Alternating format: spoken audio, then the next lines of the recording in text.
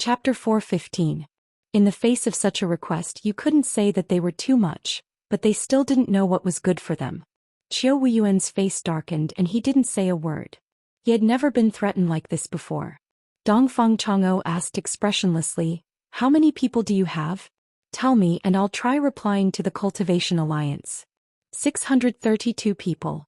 As long as we get the money, we promise we'll rush over immediately. Don't worry, we'll do what we say. Okay.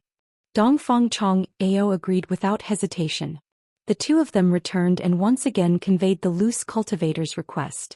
Although the sects were furious when they heard the news, it was worth it to be able to poach all of Yu Qianzhou's subordinates and turn him into a loner.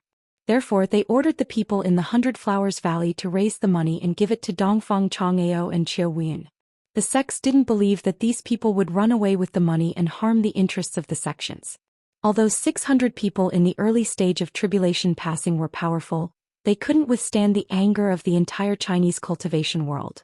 In the headquarters of the Cultivation Alliance, Qiu Wuyuan held the storage bag in his hand and snorted, "Now that the spirit stones are ready, let's see what else they can do, unless they want to go against the entire Cultivation Alliance." Dongfang Chang'o frowned slightly. Yu Qianzhou had been too calm for the past 2 days, as if this had nothing to do with him at all. Could he really hand over these people so easily? "Did you notice something wrong with Yu Qianzhou?" Dongfang Chang'o asked. "Yes. This kid never does things that are disadvantageous to him." "I'm a little uncertain now," Qiu Wuyan said suspiciously. "There must be something strange when something is out of the ordinary." Dongfang Chang'o pondered for a while, then shook his head and said, "Forget it. The Cultivation Alliance is in the wrong in this matter. We just need to do our duty as a messenger. Let's go again." The two of them walked out of the headquarters of the Cultivation Alliance and saw that the shops of the various sects were hung with white soul-summoning banners. Many people were wearing sackcloth. Tonight there would be a memorial ceremony. Naturally, it was to mourn the dead disciples of the various sections. Upon seeing this, both of their hearts sank. Many disciples from supporting Immortal's island and 10,000 demons had also died. When they passed by the 100 Flowers house, Yu Qianzhou was holding a cup of tea and chatting with the 100 Charms enchantress. When he saw the two of them passing by, he waved his hand in a friendly manner, and the two of them nodded slightly in response. After watching the two of them leave the 100 Flowers Valley, the allure temptress turned around and smiled. "Little fox, what are you up to this time? Can you tell me a little?" Yu Qianzhou shook his head innocently and sighed. "I'm obviously living a peaceful life here. Why do you think I'm up to no good?" "My heart was originally directed to the bright moon, but the bright moon shines on the ditch." "Oh, then I'll wait and see. I hope there won't be a day where I reveal my fox tail." The allure temptress giggled. Ze, who was at the side, sadly realized that she was a little unnecessary here. Outside the 100 Flowers Valley, Qiu Wuyan frowned and said, "I'm a little curious. That allure temptress has been in hiding for so many years. How did she end up with Yu Qianzhou?" "You can go and ask her. See if you can find out the reason," Dongfang Chang'o said and flew towards the place where the wandering cultivators were hiding. Qiu Wuyuan glared at him and followed. Ever since the battle, the two of them had become much more harmonious. They were still in the hidden and dark valley. The two of them looked around at the dark and damp environment. They really had to hand it to these people. They could actually hide here every day without moving. After the disgusting cut secret signal, the few people appeared again. Dongfang Chang'o threw the storage bag in his hand to the leader of the wandering cultivators and said, 63,200,000 upper-grade spiritual stones, not a single one less. Guys, take a look." The leader nodded and said, "All right. Tomorrow morning, we'll gather outside the 100 Flowers Valley and immediately head to the coast of the East Sea." Dongfang Chang'o and Qiu Wuyuan looked at each other. Obviously, they did not expect the other party to agree so easily. Qiu Wuyuan said in a deep voice, "I've given you the spiritual stones. I hope you guys can keep your promise. I don't want 632 people to be missing." "Don't worry, Elder Qiu. Tomorrow, you'll see that all 632 wandering cultivators who showed up outside the 100 Flowers Palace will appear outside the 100 Flowers Valley for you to count. We won't go back on our words." The leader of the wandering cultivators promised in a powerful voice. "That's great. But I hope you guys remember not to run away with the money. Yu Qianzhou won't be able to bear the consequences." Qiu Wuyuan warned. The meaning of his words was clear. We have already determined that you guys are Yu Qianchou's people. If you run away, the Cultivation Alliance will not look for you. They will look for Yu Qianchou to settle the score. He suspected that the most likely thing these people would do was to take off their masks and run away. These people were obviously not the wandering cultivators from before. No one knew them. If they ran away, it would be really hard to find them. Thank you for your advice, Elder Qiu. See you tomorrow. The leader of the wandering cultivators sneered and waved his hand. The few of them went back into the darkness. It was night and the moon was bright. The market in the 100 Flowers Valley that was originally bright all night was closed. The center of the square that had been cleared out was piled with firewood, burning it to the sky. People from various sects gathered in circles and sat cross-legged. Many of them held a piece of wooden board in their hands and wrote the names of their dead disciples on it. Then people from various sects threw these wooden boards into the raging fire. This was a unique ceremony in the Chinese cultivation world. There were no complicated ceremonies and no one spoke. It was very quiet. The only thing that could be heard was the sound of the burning fire and the crackling of the wood. As the wooden boards with names written on them were thrown into the fire, the dead disciples were completely cut off from this world. Tonight, the people from the various sects would silently sit here for the entire night, mourning the deaths of their fellow sect members. The Allure Beauty came upstairs with wine and food. She looked around the room and found that Yu Qianchou was no longer in the room. Only Ziyi was leaning on the window, looking at the square where the ceremony was held. Looking at her, she seemed to be curious about this kind of ceremony. Miss Ziyi, where did Yu Qianchou go? The Allure Beauty walked over and asked. Ziyi raised her hand and pointed to the opposite roof, saying, "There." The Allure Beauty looked out of the window and looked in the direction of her finger. She saw Yu Qianchou standing on the opposite roof with his hands behind his back. He was in a daze under the bright moon. No one knew what he was thinking about. "Let's go up too." The Allure Beauty looked at the dishes in her hands and said. Ziyi nodded and took the lead to go up the opposite roof. The Allure Beauty held the things in her hands and floated up. When the two of them came, Yu Qianchou looked back slightly and was a little indifferent. He turned his head and looked at the raging fire in the square. The two of them didn't disturb him. The Allure Beauty gave Ziyi a look and passed the tray in her hands to her. Then she turned around and flashed back into the opposite house. The two of them had been together for a few days and were gradually able to accommodate each other. After a while, the Allure Beauty came back with a short table on the couch. She bent down and set it up on the roof. Then she made a gesture to Ziyi. Ziyi's eyes lit up and understood the Allure Beauty's meaning. The two of them quickly took out the dishes and placed them on the short table. The Allure Beauty poured a cup of wine and walked to Yu Qianchou's side. She smiled and said, "Why are you so focused? What are you thinking?" Ziyi looked at the two of them and looked at the big moon above her head. She picked up her chopsticks and ate happily. It seemed like it was the first time she ate under the moon. Yu Qianchou shook his head slightly and said, "Think about how many people will remember them after they die. If I, Yu Qianchou, become like them one day, how many people will remember me, Yu Qianchou?" As soon as he said that, a few old turtles flew past under the bright moon, leaving behind a few ear-piercing screeches. In the present age, the old turtle was regarded as an inauspicious symbol. Coincidentally, it appeared when Yu Qianchou said those words. The Allure Enchantress raised her head and took a look. Her expression changed slightly as she pouted. "What nonsense are you talking about?" Yu Qianchou smiled faintly and took the cup from her hand. As soon as he put it to his lips, he suddenly paused. The Allure Beauty followed his gaze and saw that Bai Hua Fairy had personally led Bai Hua Palace's disciples to the square, blocking the gap formed by the sect's encirclement. "I heard that the 600 or so loose cultivators have really accepted the Cultivation Alliance's decree and will be heading to the Eastern Sea tomorrow. If Yan Bugui brings people to forcefully welcome Guan Mushui and her daughter, who can stop them with just the people here?" The Allure Beauty looked away and said worriedly, "Don't worry, they've suffered a great loss this time, so they won't come back for a while. Even if Yan Bugui wants to come, those foreign cultivators won't risk the lives of their disciples for his own selfish reasons. After all, it's enough to scare them for a while. Under such a situation, Yan Bugui would not dare to act rashly." Yu Qianchou smiled confidently as he drained the wine in his cup in one gulp. It was as if he was passing judgment on the world. The Allure Beauty looked at him and was a bit surprised. A complicated look flashed through her eyes. She took the cup from his hand and said, "You've really calculated everything, but I don't believe that you'll really give those people to the Cultivation Alliance for nothing?" Yu Qianzhou smiled noncommittally. This woman always talked about this topic after a few sentences. He changed the topic and said, "Palace Lord Yi, after the defeat of the magical illusion palace, did you also hold such a memorial ceremony for the disciples who died in the battle?" Hearing this, the complexion of the Allure Beauty changed. She could no longer smile. With a somewhat absent-minded expression, she cast her gaze towards the raging flames on the square. She softly sighed, bowed, and placed the wine cup in her hand on the short table. Sitting cross-legged on the roof, she took out a zither from her storage bag and began to play it.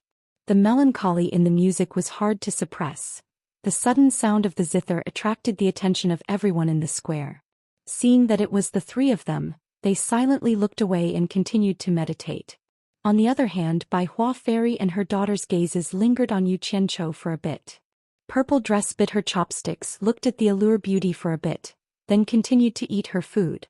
After getting rid of the Allure Beauty's question, Yu Qianzhou looked at the white banners in the square, thinking about the 600 subordinates who would set off tomorrow. He didn't know what would happen to them, so he couldn't help but feel a bit down. Thinking about the Utopia Alliance's army of almost 10,000 ready to go, his fighting spirit rose again.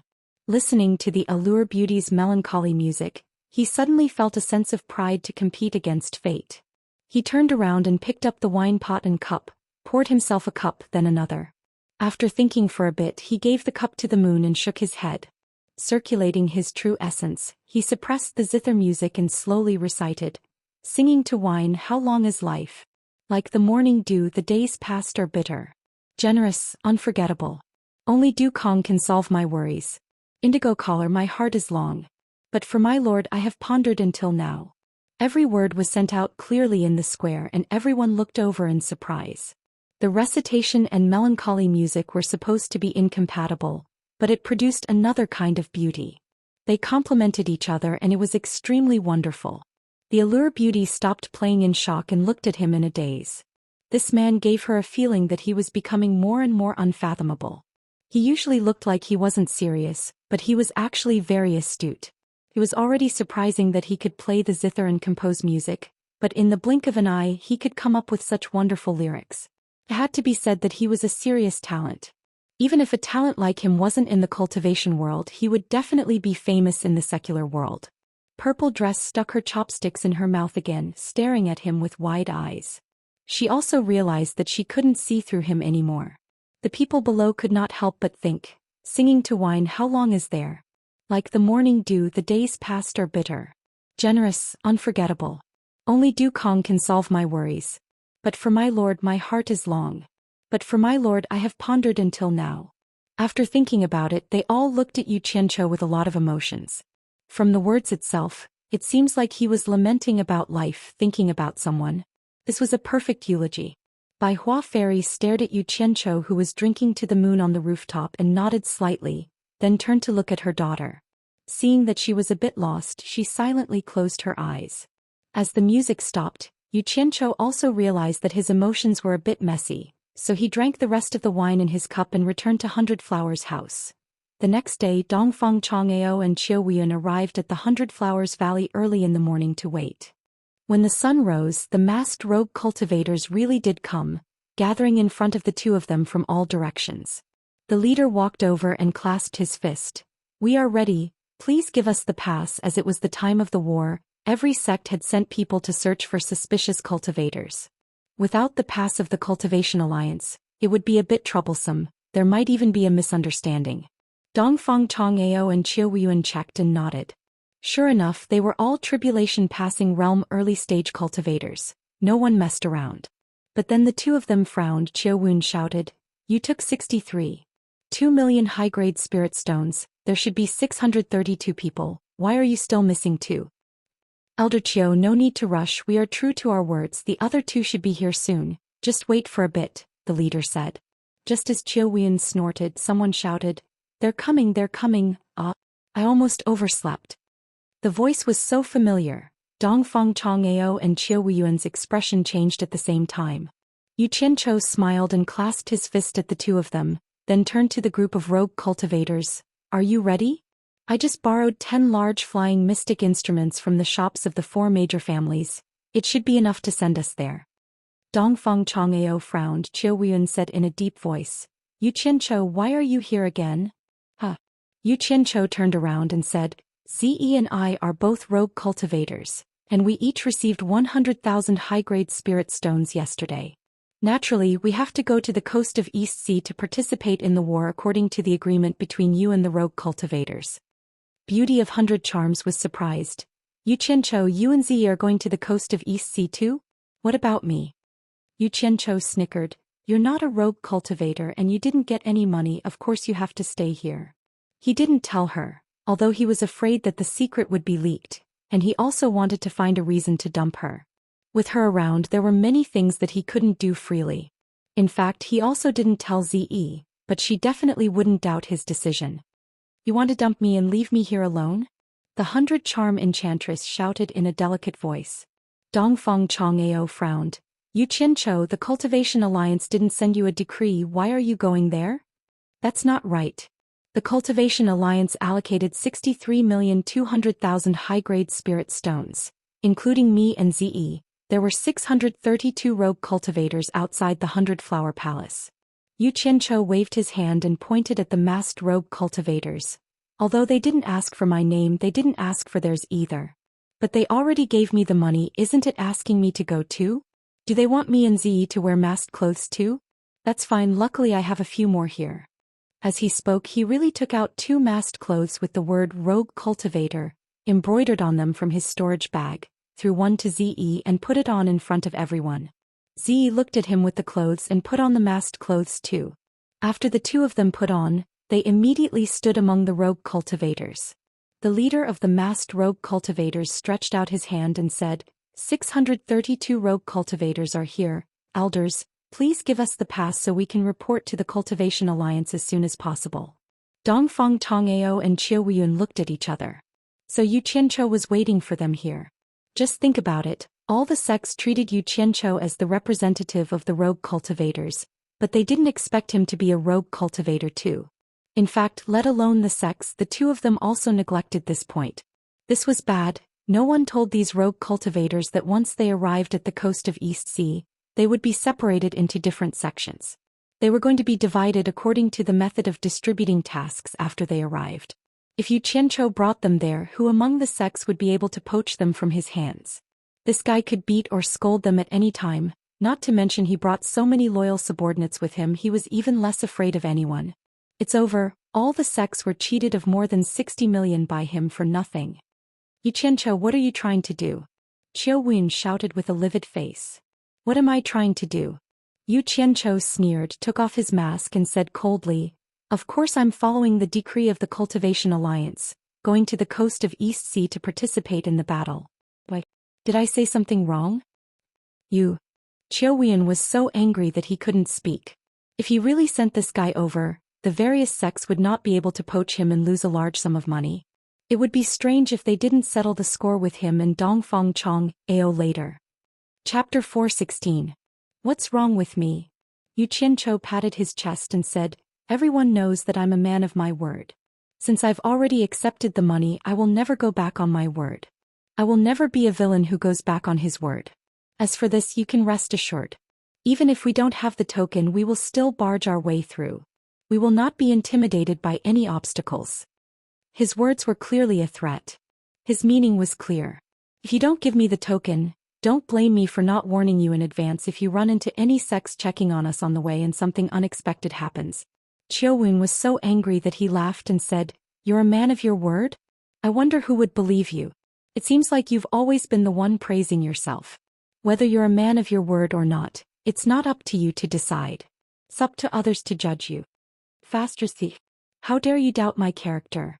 Yu Qianchou raised an eyebrow and said, The world has many misunderstandings about me. If I don't say it out loud, who would know that I, Yu Qianchou, am a man of my word? You're twisting words and forcing logic. Qiu Weiyun was about to refute him when Dongfang Chang'eo waved an arm in front of him, stopping him from speaking any further. With his other hand he took out a jade archive and tossed it to Yu Qianchou, saying, The token is here. Hurry up and report back. Qiu Wuyuan was taken aback. He looked at Dongfang Chang'eo in confusion, but the latter shook his head slightly. Yu Qianzhou caught the jade archive and tossed it to the masked rogue cultivator behind him. He glanced at the two of them and spat, "Damn it. I didn't expect to save an ingrate. If I had known this would happen, I would have just let Yan Bugui and the others kill him. Why would I want to interfere in this matter? I'll be at ease if they're all dead. It'll save me some trouble." Dongfang Chang'eo and Qiu Wuyuan's expressions changed. Although the other party's words were harsh, he did save their lives. Compared to the debt of saving their lives, one or two harsh words were really nothing. Therefore the two of them did not say anything else. Seeing that there was no response from the other party and that he had obtained the pass, Yu Qianzhou could not be bothered to argue anymore. He took out a bunch of flying artifacts from his storage bag and distributed them to the masked loose cultivator. He kept 6 of them and kept the rest back. He said that he borrowed 10 of the best flying artifacts from the shops of the 4 great clans, but in fact he spent a lot of money to make these 10 flying artifacts. Of course, when he said that he had spent a lot of money, he had used a lot of rare materials of his own, not a lot of spirit stones. Naturally, the cost of making it was completely free. The 4 great clans were too embarrassed to accept his money. However, they did obtain a lot of good materials during the making process. Long before the saber drawing assembly, he had a secret discussion with the head of the Jing clan, who specialized in making flying artifacts. Jing Feihong had agreed to help him make 10 flying artifacts that could carry 10,000 people at the same time, using the most secretive techniques from the Jing clan. Each artifact had to be able to carry at least 1,000 people. Even so, Yu Qianzhou's requirements were extremely strict. He wanted these 10 flying artifacts to not only have the best techniques, but also to be made of the most durable materials. Especially the outer shell, it had to be able to withstand an attack from an expert in the final stage of the tribulation passing stage. At the very least, it had to be able to withstand an attack from an expert in the final stage of the tribulation passing stage. Jing Feihong was shocked to hear this. It was reasonable to use the most durable materials, but why did they need to make the shell so sturdy? Flying artifacts were used to carry people. Who would use a flying artifact to fight an expert in the final stage of the tribulation passing stage? Jing Feihong thought about it, shook his head and smiled bitterly. He said, "Perhaps we can find some rare materials to make a small flying artifact. However, where can we find so many good materials to make 10 such large flying artifacts? Moreover, they have to be able to withstand an attack from an expert in the final stage of the tribulation passing stage. The Jing clan is really helpless. You don't have to worry about this. I will provide the materials. What do you think of using this to make them?" Yu Qianzhou said as he secretly stuffed something into Jing Feihong's hands. Jing Feihong took a look at it and was instantly shocked. He said, "Nether iron." The Jing clan was good at making artifacts, so they were naturally better at identifying these things. They immediately recognized what it was. It was actually the world's rare nether iron. If you use nether iron to make them, they should be able to withstand an attack from an expert in the final stage of the tribulation passing stage, right? Yu Qianzhou asked this because he wasn't too sure. He had never fought with an expert in the final stage of the tribulation passing stage because he knew that the final stage and the middle stage of the tribulation passing stage were 2 completely different concepts. He had never dared to try fighting someone like that. Being beaten up was a small matter. At worst, he could just get back up after falling down. The important thing was that big boss you couldn't afford to lose face like that. Absolutely no problem unless the other party has some powerful artifact. Jing Feihong held the item in his hands and nodded as he looked at it. Then he asked suspiciously, "Even if we use nether iron to make them, the materials needed to make 10 ships are not something that can be easily obtained. Mister, how can you find so much nether iron? You don't have to worry about this. Just tell me how much you need." Yu Qianzhou patted his chest confidently. "This." Jing Feihong thought for a while and said, "The amount of nether iron needed to make 10 ships, based on the storage bags in 3 rooms, would be at least 8 bags. That much?" Yu Qianzhou was shocked. Jing Feihong nodded and said, "If we use all of them with nether iron and add on the other things that we need, 8 bags would barely be enough. If we only need to use some in the crucial areas, 1 bag would be enough." "Forget it." Yu Qianzhou waved his hand and gritted his teeth. "You don't have to worry about the materials. I'll gather 10 bags for you as soon as possible. Use all of them with nether iron. They have to be sturdy and durable." Jing Feihong watched him leave, dumbfounded. He didn't know if he would really be able to get 10 bags of nether iron. Without another word, Yu Qianqiu returned to Utopia on the same day.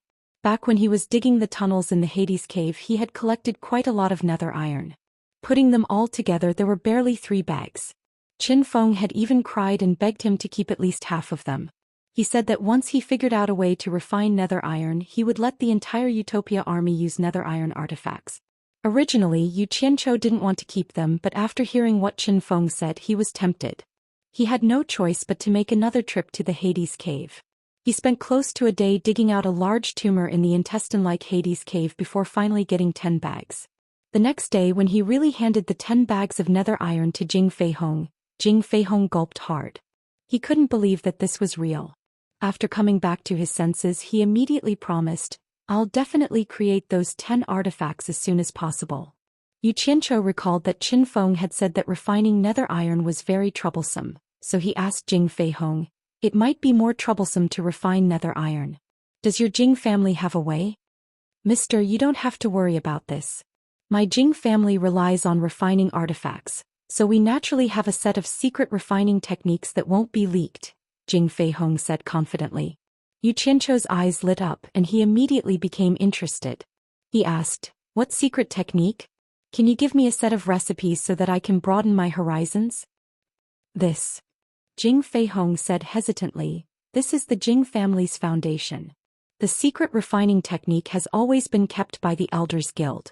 If you want to take it out, you have to get the Elders Guild's approval. I'm afraid it'll be difficult to take it out in a short period of time." "Huh.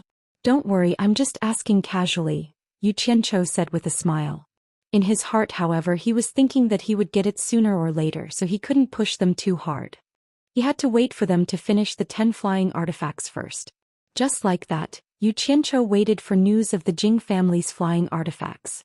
The day before yesterday, someone from the Jing family's shop came to say that the artifacts would be quietly delivered to the 100 Flowers Valley the next night. So the next day, after the masked loose cultivator received the spirit stones from Dongfang Chang'eo and Qiu Wuyin, he delayed his departure to the next day. The reason was that Yu Qianqiu wanted to wait until he got the artifacts before he left. A flying artifact could carry 1,000 people, so it was more than enough to carry 600 people. But after all, it was the first test. For the sake of speed and safety, Yu Qianqiu decided to scatter the 600 people. First, the smaller the size of the flying artifact, the faster it could fly. Second, if there was an accident, they wouldn't be killed all at once. On the surface, they were masked loose cultivators, but in reality they were the 6 captains of the special forces. They threw the artifacts in their hands at the same time, and in the blink of an eye, 6 black flying artifacts with 2 sharp ends and round waists appeared in the sky.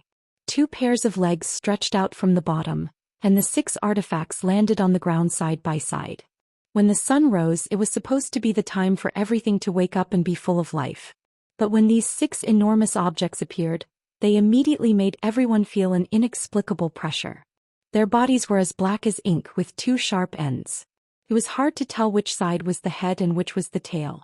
The smooth, streamlined design made people's hearts palpitate under the sun's touch. It made everyone feel like they were facing 6 monsters. Dongfang Chang'eo and Qiu Wuyin looked at each other. They knew that this was a flying artifact, but they had never seen such a flying artifact before. It was a little strange. The Allure Beauty looked at Purple Dress and saw that she was also curious. Clearly she had never seen it before. The loose cultivators were also sizing them up. In the end, their gazes focused on the abdomen of a few flying artifacts. They saw that there were words and strange symbols like Utopia 001 engraved on them. Everyone knew the words Utopia at the front, but they had never seen the symbols at the back. Yu Qianqiu pinched his chin and his eyebrows twitched. He seemed to be a little proud. These artifacts had abandoned the flashy designs of dragons and beasts, and only chose a single streamlined design. It looked simple, but in fact it was a combination of some of the design concepts he knew from his previous life. The streamlined design could reduce wind resistance, and only then could the flight speed be maximized. There was no point in having messy designs and engravings. The key was that it was practical. From Utopia 001 to Utopia 010, there were a total of 10 flying artifacts, and they were all named after Utopia. The one in front of him was 6 of them, and the remaining one was the one he had just put into his storage bag. Yu Qianqiu rubbed his hands together excitedly. He couldn't wait to try out the flying magic tool that had integrated the advanced concepts of his past life. In any case, he couldn't return to his past life, so he could only sit on this thing to reminisce. Chapter 417. Beside him, the temptress suddenly pulled him back. She glared at him and asked, "Are you really going to leave me here by myself?" "About that." Yu Qianqiu chuckled. "You're not a loose cultivator and you didn't take any money either. Why do you have to join in the fun?" As he said that, he turned to the 2 team leaders and the 6 company commanders and said, "Follow me." The 8 of them followed Yu Qianqiu towards a flying transcendent artifact. Ziyi's eyes brightened and she followed without hesitation. The temptress was taken aback. Suddenly she giggled and said, "So what if I didn't take any money? I don't want it." She smiled coquettishly and followed after them. Yu Qianqiu stomped his feet and turned around. He was speechless. He had never met such a thick-skinned woman before. He then led the group onto the flying transcendent artifact. Everyone looked around. The interior was decorated with many fluorescent stones for illumination. Although it was empty, the tiles were brand new. Clearly they were new. Yu Qianqiu took out a jade archive and examined it. He then smiled and walked to one end. He stomped on a square beneath his feet and immediately, they heard the buzzing sound of a spring turning from the bottom. Everyone's eyes suddenly lit up. The shields on their left, right, front and top were retracted with a whoosh. 8 transparent crystal windows appeared before everyone's eyes, allowing them to see the scenery outside.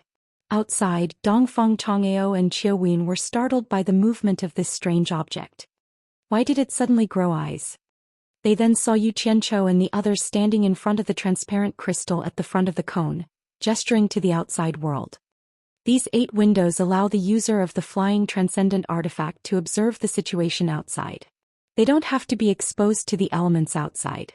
If something unexpected happens, they can close the windows at any time.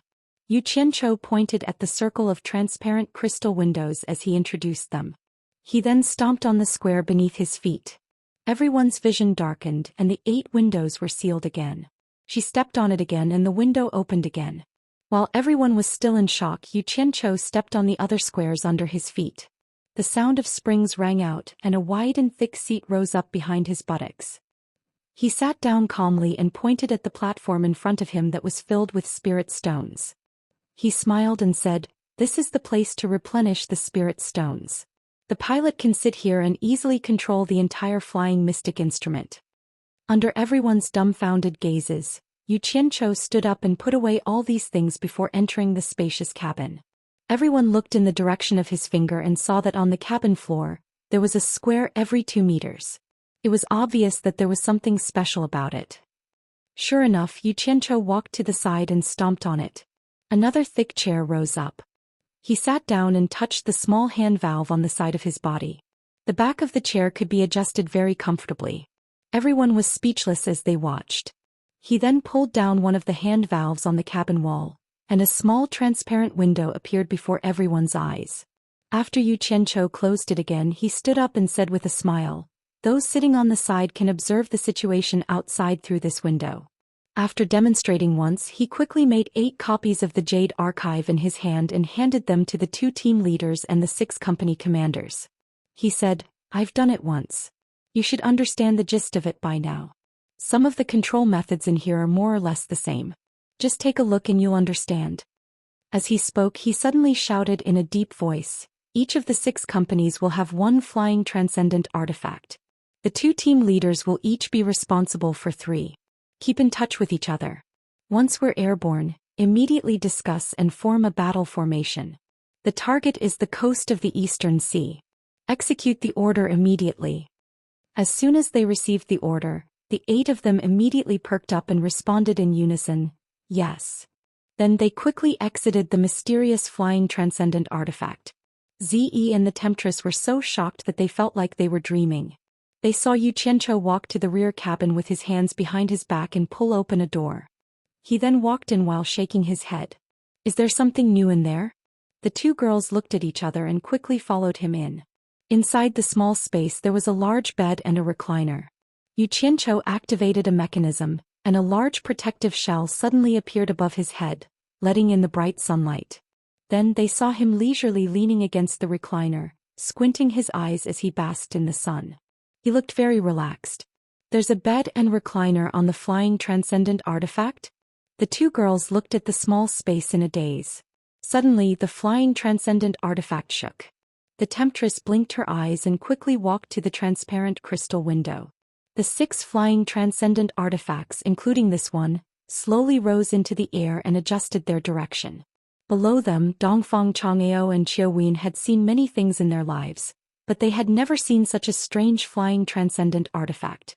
They watched as the 6 flying transcendent artifacts formed a formation in the air, with 1 in the lead and 2 on each side. The one Yu Qianqiu was on was sandwiched in the middle of the formation, becoming the center point of the formation. The 6 flying transcendent artifacts adjusted their direction and quickly flew towards the east. They could vaguely see Yu Qianqiu lying on a recliner and waving at them through the transparent window at the rear of the flying transcendent artifact in the middle. "This kid has finally grown up. This is going to be difficult." Dongfang Chang'eo shook his head and smiled bitterly. He turned to the people beside him and said, "They came prepared. The coast of the East Sea is going to be lively."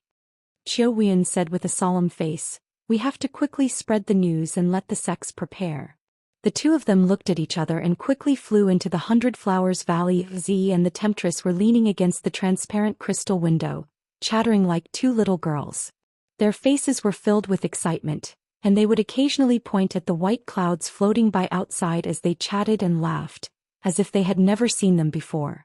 Yu Qianqiu lazily turned over on the soft recliner and continued to sleep. The temptress turned around and looked, then walked over with a smile. She squeezed her butt onto the recliner and poked a certain someone's waist with her sharp index finger. Yu Qianqiu let out a cry and sat up. He rubbed his waist and glared at her angrily. He shouted, "Are you done yet? What do you want?" The temptress wasn't angry.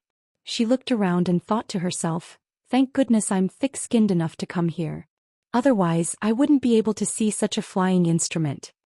Thinking of this, she winked at Yu Qianqiu seductively. Yu Qianqiu shuddered and immediately lost his temper. He wanted to move away from the temptress, but the temptress grabbed his hand and asked, "Let me ask you, was this flying instrument really made by the Jing clan of the 4 major clans? Are you trying to seduce me?" Yu Qianqiu struggled, but he couldn't get rid of the temptress. He smiled bitterly and said, "Palace leader Yi, if you have something to say, just say it. Don't pull me, okay?" Zi turned around and glanced at the two of them. She was already used to their actions. She turned around and pressed her face against the transparent window. Her eyes were pure as she looked at the clouds of different shapes that were being thrown far away. The allure beauty glanced at Zi and bit her alluring red lips with her silver teeth. She grabbed onto Yu Qianqiu and whispered in his ear, "Don't call me Palace Lord Yi in the future. My real name is Yi Kun. You can just call me Yi Kun." Her voice was like a devil's voice, very alluring. "Call me Yi Kun? What a mess." Yu Qianqiu's face twitched. He rejected the temptation and said, "Don't give me that. Don't you just want to know where this flying instrument came from?" The temptress retracted her hand, blinked her eyes and said in a tone that seemed both real and fake, "You even saw through this? That's right. I just want to know. With such a comfortable structure, my pink sect will also buy one." Yu Qianqiu escaped from the temptress' hands. He turned around and sat on the bed. He waved his hand and said, "The Jing clan made it. You can buy it from them. I'm just afraid that you can't afford it." "How many spiritual stones do I need?" the temptress asked. "Once you figure out what this flying magic artifact is made of, you won't ask anymore." Yu Qianqiu sneered. The temptress didn't pester him anymore. She knocked around the cabin and thought about it. At the coast of the East Sea, in an uninhabited courtyard, people from different sects were sitting together again. After receiving the news from Dongfang Chang'eo and Qiuwen, they all looked at each other. A group of people wanted to poach Yu Qianqiu's people, but in the end they were cheated by Yu Qianqiu. Bai Shan of the 4 major families sneered. Didn't he know what kind of person Yu Qianqiu was? Every time he saw something good he would want to take a bite.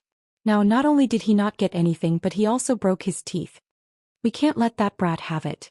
Zhou Xian of the Daoist sect suddenly shouted with a dark face. The group of people all had mocking expressions on their faces. It seemed like this guy was the one who came up with the idea. If Yu Qianzhou found out about it, who knew who would be the one to blame? However, they believed that it couldn't be kept a secret. Everyone looked at Bai Shan, who was smiling coldly. With the relationship between the four major families and Yu Qianzhou, it was possible that Yu Qianzhou already knew about it. Maybe Yu Qianzhou had personally led his people here to settle the score with the Daoist sect. After all, no matter how arrogant Yu Qianzhou was, he wouldn't go against the entire Chinese cultivation world. It was very likely that he would go after the Daoist sect. Seeing that everyone was silent, Zhou Xian looked around and said, "Does no one want to take back the spiritual stones that belong to your sect? Are we going to be cheated by him just like that?" Yuan Jiukui of the Six Paths Demon sect chuckled and said, "How? Snatch it or trick it? Do you think that we can force him to hand it over by issuing a decree in the name of the Cultivation Alliance?" "Yuan Jiukui, you have a good idea." Zhou Xian's eyes lit up. He slapped his thigh and said loudly, "We will issue a decree in the name of the Cultivation Alliance." Does he dare to go against the entire Cultivation Alliance? Yuan Jiukui rolled his eyes and sneered, "Zhou Xian, don't talk nonsense. What do you mean my idea is good? If you want to do it, do it. Don't drag me into it." As he spoke, he stood up and said, "The war is imminent. I advise everyone to make a decision carefully. Don't let the Cultivation Alliance cause trouble first. I can't make the decision on this matter. I'll have to ask the consecrators in the sect. I'll take my leave first. Goodbye." Only the people in charge of communication were present. The real experts were not present. "Yuan Jiukui, your Six Paths Demon sect is also a big sect. Is there a need to be so afraid of trouble?" Zhou Xian's face sank. Yuan Jiukui, who was walking out, turned around and stared at Zhou Xian. He shook his head and said with a bitter smile, "Zhou Xian, some things should be forgotten. There's no need to take it to heart. You guys continue the discussion. In short, the Six Paths Demon sect will follow the final decision of the Cultivation Alliance." Then he turned around and said, "I almost forgot. I have to quickly order the hidden sentries in the sect. There's nothing that kid doesn't dare to do. I hope he doesn't cause any accidents when he runs into him."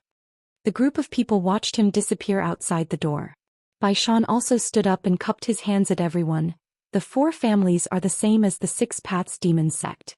We will follow the final decision of the Cultivation Alliance. I have something to do. I'll take my leave first." With one or two people taking the lead, the other sects found excuses to leave. In the end, Zhou Xian was left alone with a gloomy expression. A good discussion had failed just like that. Leaving the two girls in the room, Yu Qianzhou opened the cabin door and walked out. He then closed it again. More than 100 people were sitting neatly in 2 rows in the cabin. When they heard the voice, they immediately stood up and saluted. Yu Qianzhou signaled everyone to sit down. He then asked the leader of the team, "How's the flying artifact? Are you used to it?" "Very good. It's better than all the ones I've used before." The leader was a little excited. As the two were talking, the flying artifact suddenly slowed down. The two of them swayed. The leader suddenly turned around and shouted, "Company leader, what's going on?" "Leader." Someone stopped the flying artifact of the leader of the second team. The leader of the first team, who was driving the artifact, replied loudly. The leader flashed to the front and seemed to be communicating with the people of the second team. Yu Qianzhou walked over slowly with an expressionless face. Looking through the transparent window, he saw a dozen people in a small flying artifact blocking his way. He snorted coldly and said, "Let's ask who stopped us first." The leader nodded and quickly got it through telepathy. He then reported, "It's a patrol team formed by a few small sects of the Cultivation Alliance. They want us to show our pass token." Yu Qianzhou's expression softened a little. He nodded and said, "I'm doing my job. I'll cooperate with them." The leader took the order, opened the cabin door and flew out. After showing the pass token, he negotiated with those people. Not only did those people not leave, but they also followed the leader.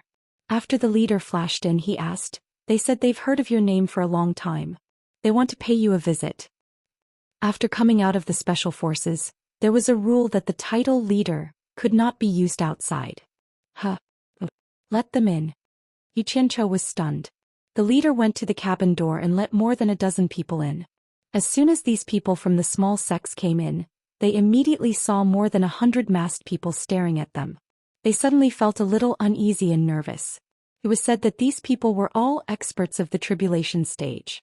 This is the Mr. Yu want to see. The leader waved his hand and said. Yu Qianzhou laughed and walked over.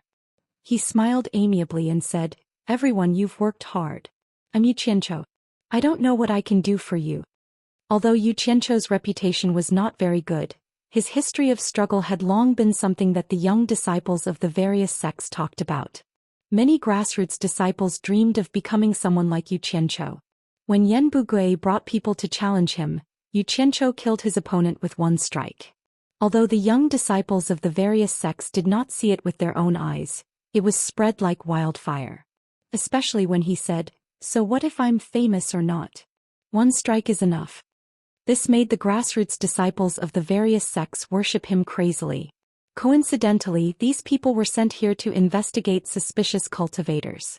When they saw the 6 extraordinary flying artifacts, they thought it was someone from a large sect. They did not expect to meet a legendary grassroots idol. So one of them mustered up the courage to ask for a meeting with the leader. The leader wanted to refuse, but he remembered that Yu Qianzhou was here. It was not good for him to make a decision for him, so he came to ask for instructions. Who knew that Yu Qianzhou would agree without hesitation? The young disciples thought that Yu Qianzhou would be like those people from the large sects and just say a few perfunctory words to them. Who knew that he would be so easy to talk to? The group of disciples from the small sects immediately relaxed a lot. They all bowed and said, "I've heard of Mr.'s great name for a long time. We've come to pay our respects." "No need to be so polite. We're all friends. If you continue to be so polite, I won't be happy," Yu Qianzhou said, pretending to be angry. "Do you also think that I'm like the rumors outside, a scum or a madman in the cultivation world?" The dozen or so people were seen through by him. They all scratched their heads and smiled awkwardly. One of them mustered up the courage to reply, "To be honest, mister, we were indeed a little worried before. Now that we've met, mister, we know that those were all rumors." "Yes. I believe that what you said is the truth. Other than being a trustworthy person, I also like people who tell the truth the most." Yu Qianzhou patted his shoulder kindly and sighed. "But rumors are terrible. Maybe after many years, when your cultivation is successful, you will inevitably encounter similar rumors. I hope that you can treat it with a normal heart. Don't be like me. Sometimes when I can't hold it in anymore, I get into a fight. It's clearly something I'm in the right, but the more I fight, the worse my reputation becomes. I'm a good example. I hope that you can learn from it. This is my advice to you as a person who has been through it." The group of people fell into deep thought when they heard this. The disciple who was patted on the shoulder was a little agitated. "From what I see, someone is clearly jealous of Mr. And that's why they purposely spread rumors to slander you. But so what? If I had Mr.'s ability, I definitely wouldn't forgive anyone who dares to talk about me like that. That's too shallow, too shallow." Yu Qianzhou shook his shoulder and warned him, "Don't learn from me. If that day comes, you must endure when you need to. You must know that if you take a step back, everything will be fine. If you endure for a while, everything will be fine. Don't be impulsive, understand?" Ze and the temptress who were in the rear cabin had already opened the cabin door to see what was going on. Now that they heard Yu Qianzhou's tireless and sincere words, the temptress's expression was indescribably strange. Seeing that the group of young cultivators were all silent, Yu Qianzhou patted the disciple's shoulder again and laughed. "It's fate that we can meet. Let's not talk about unhappy things. This is my new flying artifact. It's also unique in the cultivation world. Dongfeng Chang'ao from Fuxian Island and Zhou Xian from 10,000 Demons wanted to come up and have a look, but I coaxed them away. Why don't you all take some time to look around? Let me be the host." Hearing that such a famous person didn't even have the qualifications to come here, these people were indeed eager to try. However, after looking at each other, they all bowed to Yu Qianzhou. The disciple cupped his hands and said, "We appreciate Mr.'s kindness, but we have been ordered to come here. We don't dare to delay for too long, so we bid farewell to Mr. Since you all have important matters to attend to, I won't disturb you anymore." Yu Qianzhou thought for a while and turned to Team Leader 1. "We didn't prepare any greeting gifts. Let's give each of you 10 top-grade spirit stones." "No need, no need." The group of people quickly waved their hands. But Team Leader 1 didn't say anything. He resolutely carried out the order and stuffed a handful of spirit stones into everyone's hands. The group of people held the spirit stones and looked at each other, not knowing what to do. Xianxia smiled amiably and said, "Take it all. Take it as a greeting gift. Take it as a witness to our reunion." Hearing this, the group couldn't refuse and could only thank him. After they left, the 6 flying artifacts began to speed up. Xianxia was still waving at them from the cabin door. More than 10 people stood on the small flying artifacts and watched as Xianxia and the rest disappeared into the distance. They sighed as they looked at the spirit stones in their hands. With Xianxia's current status in the cultivation world, he didn't even pay attention to the sect masters of a sect. Yet he looked favorably upon these useless grassroots disciples. Furthermore, he patiently encouraged them with kind words and even gifted them with a large amount of spirit stones. The disciple who had close contact with Xianxia turned to look at the crowd and said, "All the sects say that Mr. Yu is a scum and a lunatic. I hope that the people who say these things can be as scum and as crazy as Mr. Yu. Then our cultivation world will be peaceful." Another person sighed. "It's obvious that Mr. Yu is in the limelight.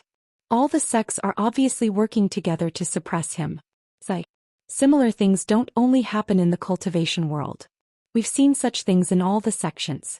Be careful with your words. We can only say these things here. Don't spread it back to the sect. Otherwise we'll be in trouble. What are you afraid of? Don't tell me someone will tell on us. Mr. Yu is a good person." A group of disciples who didn't know the truth were bored. They were chattering and vindicating Xianxia in a small area. It just so happened that the journey was lonely. He didn't expect to become a teacher who spread the truth again. Xianxia was in a good mood. He said to Team Leader 1, "If we encounter similar checks again, invite all the young disciples from the various sects who have low cultivation bases. If they are that old, forget it. Those old and stubborn people have already set their minds. It's hard to change them. Don't waste my breath. Just deal with it." "Understood." Team Leader 1 nodded. Just as Xianxia was about to turn and leave, he suddenly thought of something and snorted. "There is one exception. If you encounter people from Daoist sect, tell Team Leader 2 to first send people to cripple them. Then don't let any of them go. Capture them all. I want to give Daoist sect a greeting gift." After giving his instructions, Xianxia returned to the rear cabin with his hands behind his back. When he entered, he saw Ziyi looking at him strangely. The allure beauty covered her mouth and giggled. "Mr. Yu is indeed a kind person. He's the model for all sects to learn from." "I knew you were a bad woman." Xianxia rolled his eyes at her. He said to Ziyi with a serious expression, "Some people's words cannot be trusted easily. Especially those who speak ill of others behind their backs." Hearing this, the allure beauty laughed even more happily. She continued, "Especially those who speak nonsense and lie without blinking. You can't trust the words of these people. Mr. Yu, do you think I'm right?" Chapter 418. A good man doesn't bicker with a woman. Xianxia threw down these words and confidently returned to his chair to rest. The allure beauty smiled and slowly retreated to the bed. She pulled over the thick blanket and curled up inside.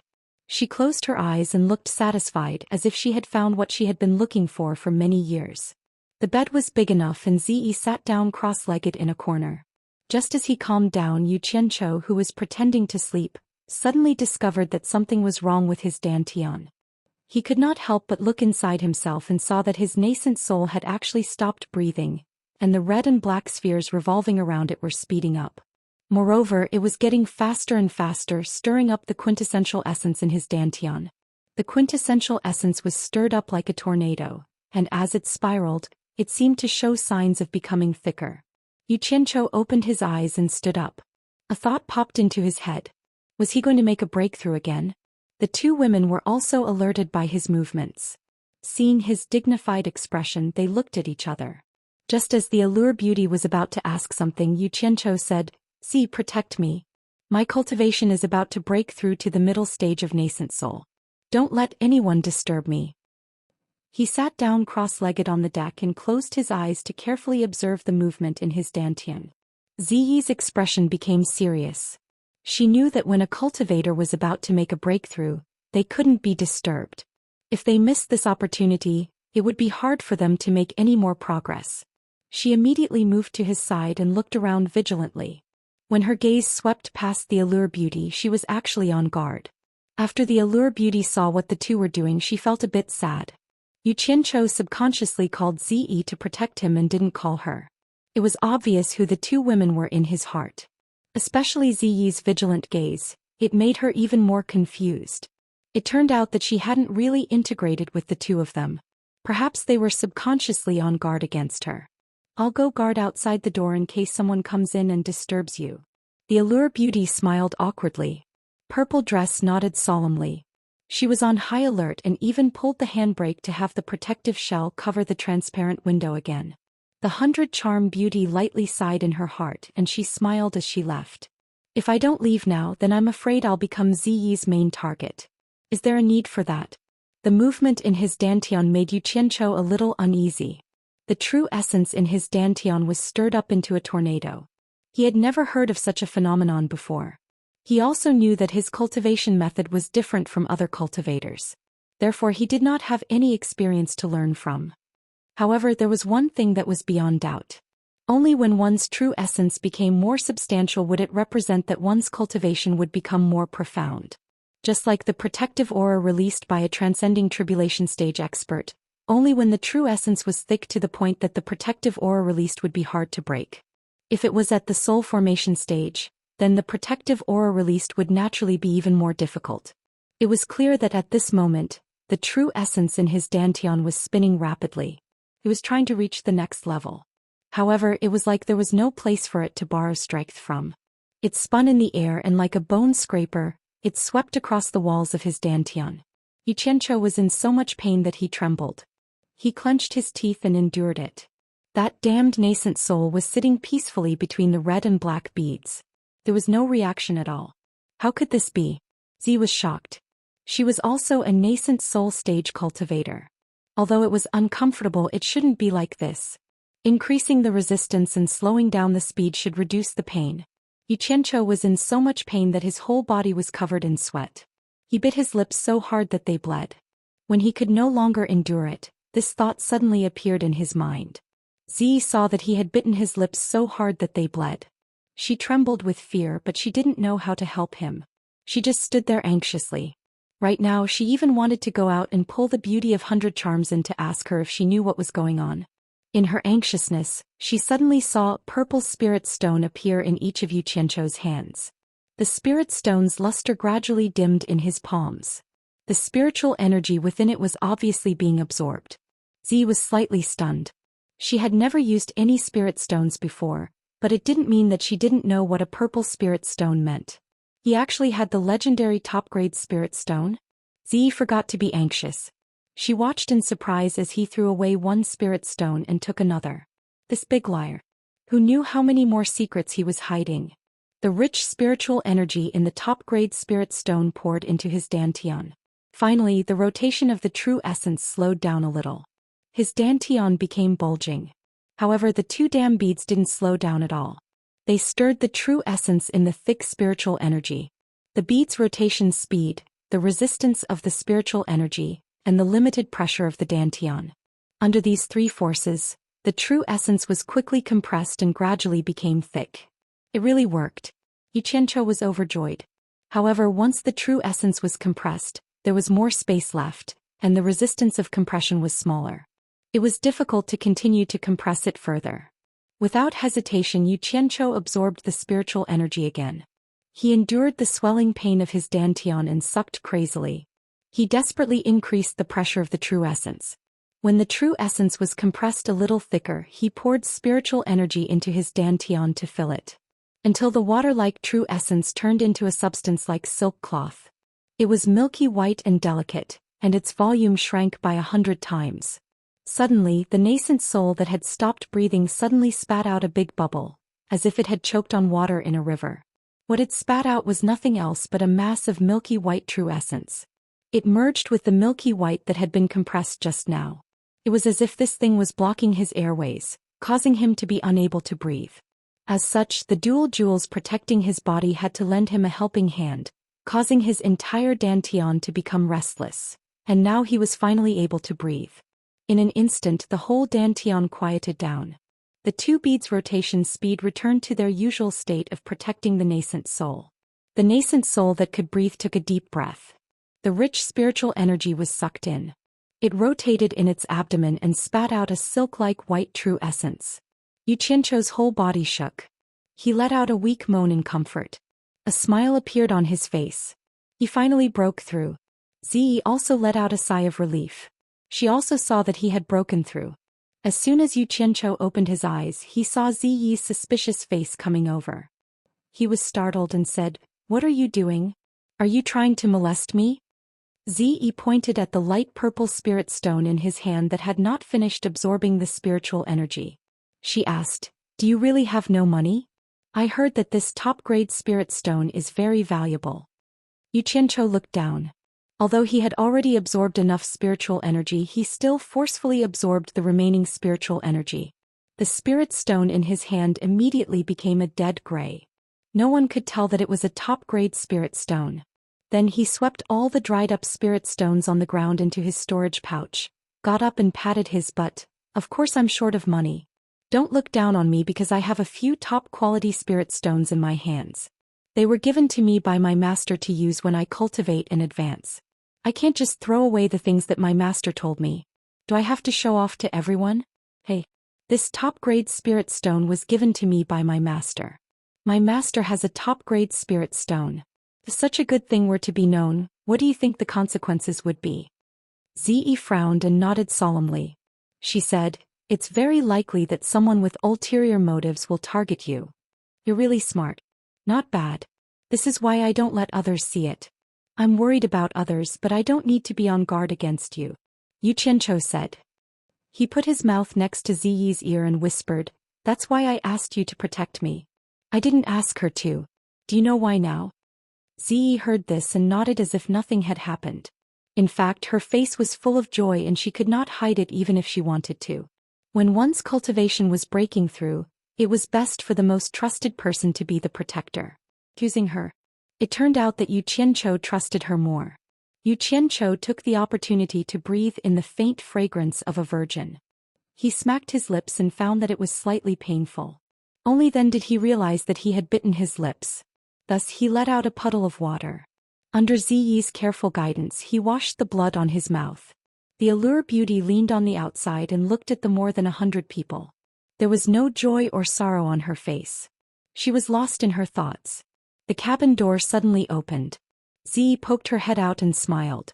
The 100 Charms beauty was startled. She turned around and went in, only to see Yu Qianchou standing there with his legs crossed. The protective shell on top of his head had been opened again, and the sky outside was already filled with stars. "You broke through." The allure beauty walked to Yu Qianchou and asked with a smile. There was a bitterness hidden in her smile. It seemed that this question was a bit unnecessary. If he did not break through, it would be strange if he could be so carefree. Yu Qianchou smiled proudly and answered her in this way. The allure beauty did not ask any more questions. She still had a seductive smile on her face. She casually returned to the bed and continued to curl up in the thick blanket. She suddenly felt that she should have a good sleep. Perhaps her mood would be better tomorrow. The stars in the night sky were so brilliant. They were so deep, beautiful, and enchanting. However, they did not make her open her eyes for a while. She, who had been meditating and resting for many years, actually fell asleep quietly. The next day, the 6 flying artifacts in the sky were the first to bear the light of the rising sun. Lying on the chair, Yu Qianchou still felt that it was dazzling with his eyes closed. He tilted his head to look. Ziyi was meditating at the corner of the bed. Her expression was solemn. The blue velvet blanket on the side was half wrapped around a beautiful body. The red muslin had been rolled up at some point, and 2 extremely seductive jade legs were quietly resting on the blanket. The half-rolled-up blue velvet hooked onto the 2 jade legs, making the 2 thighs appear even more white and creamy. The worst thing was that a certain person did not know how to restrain himself when he slept.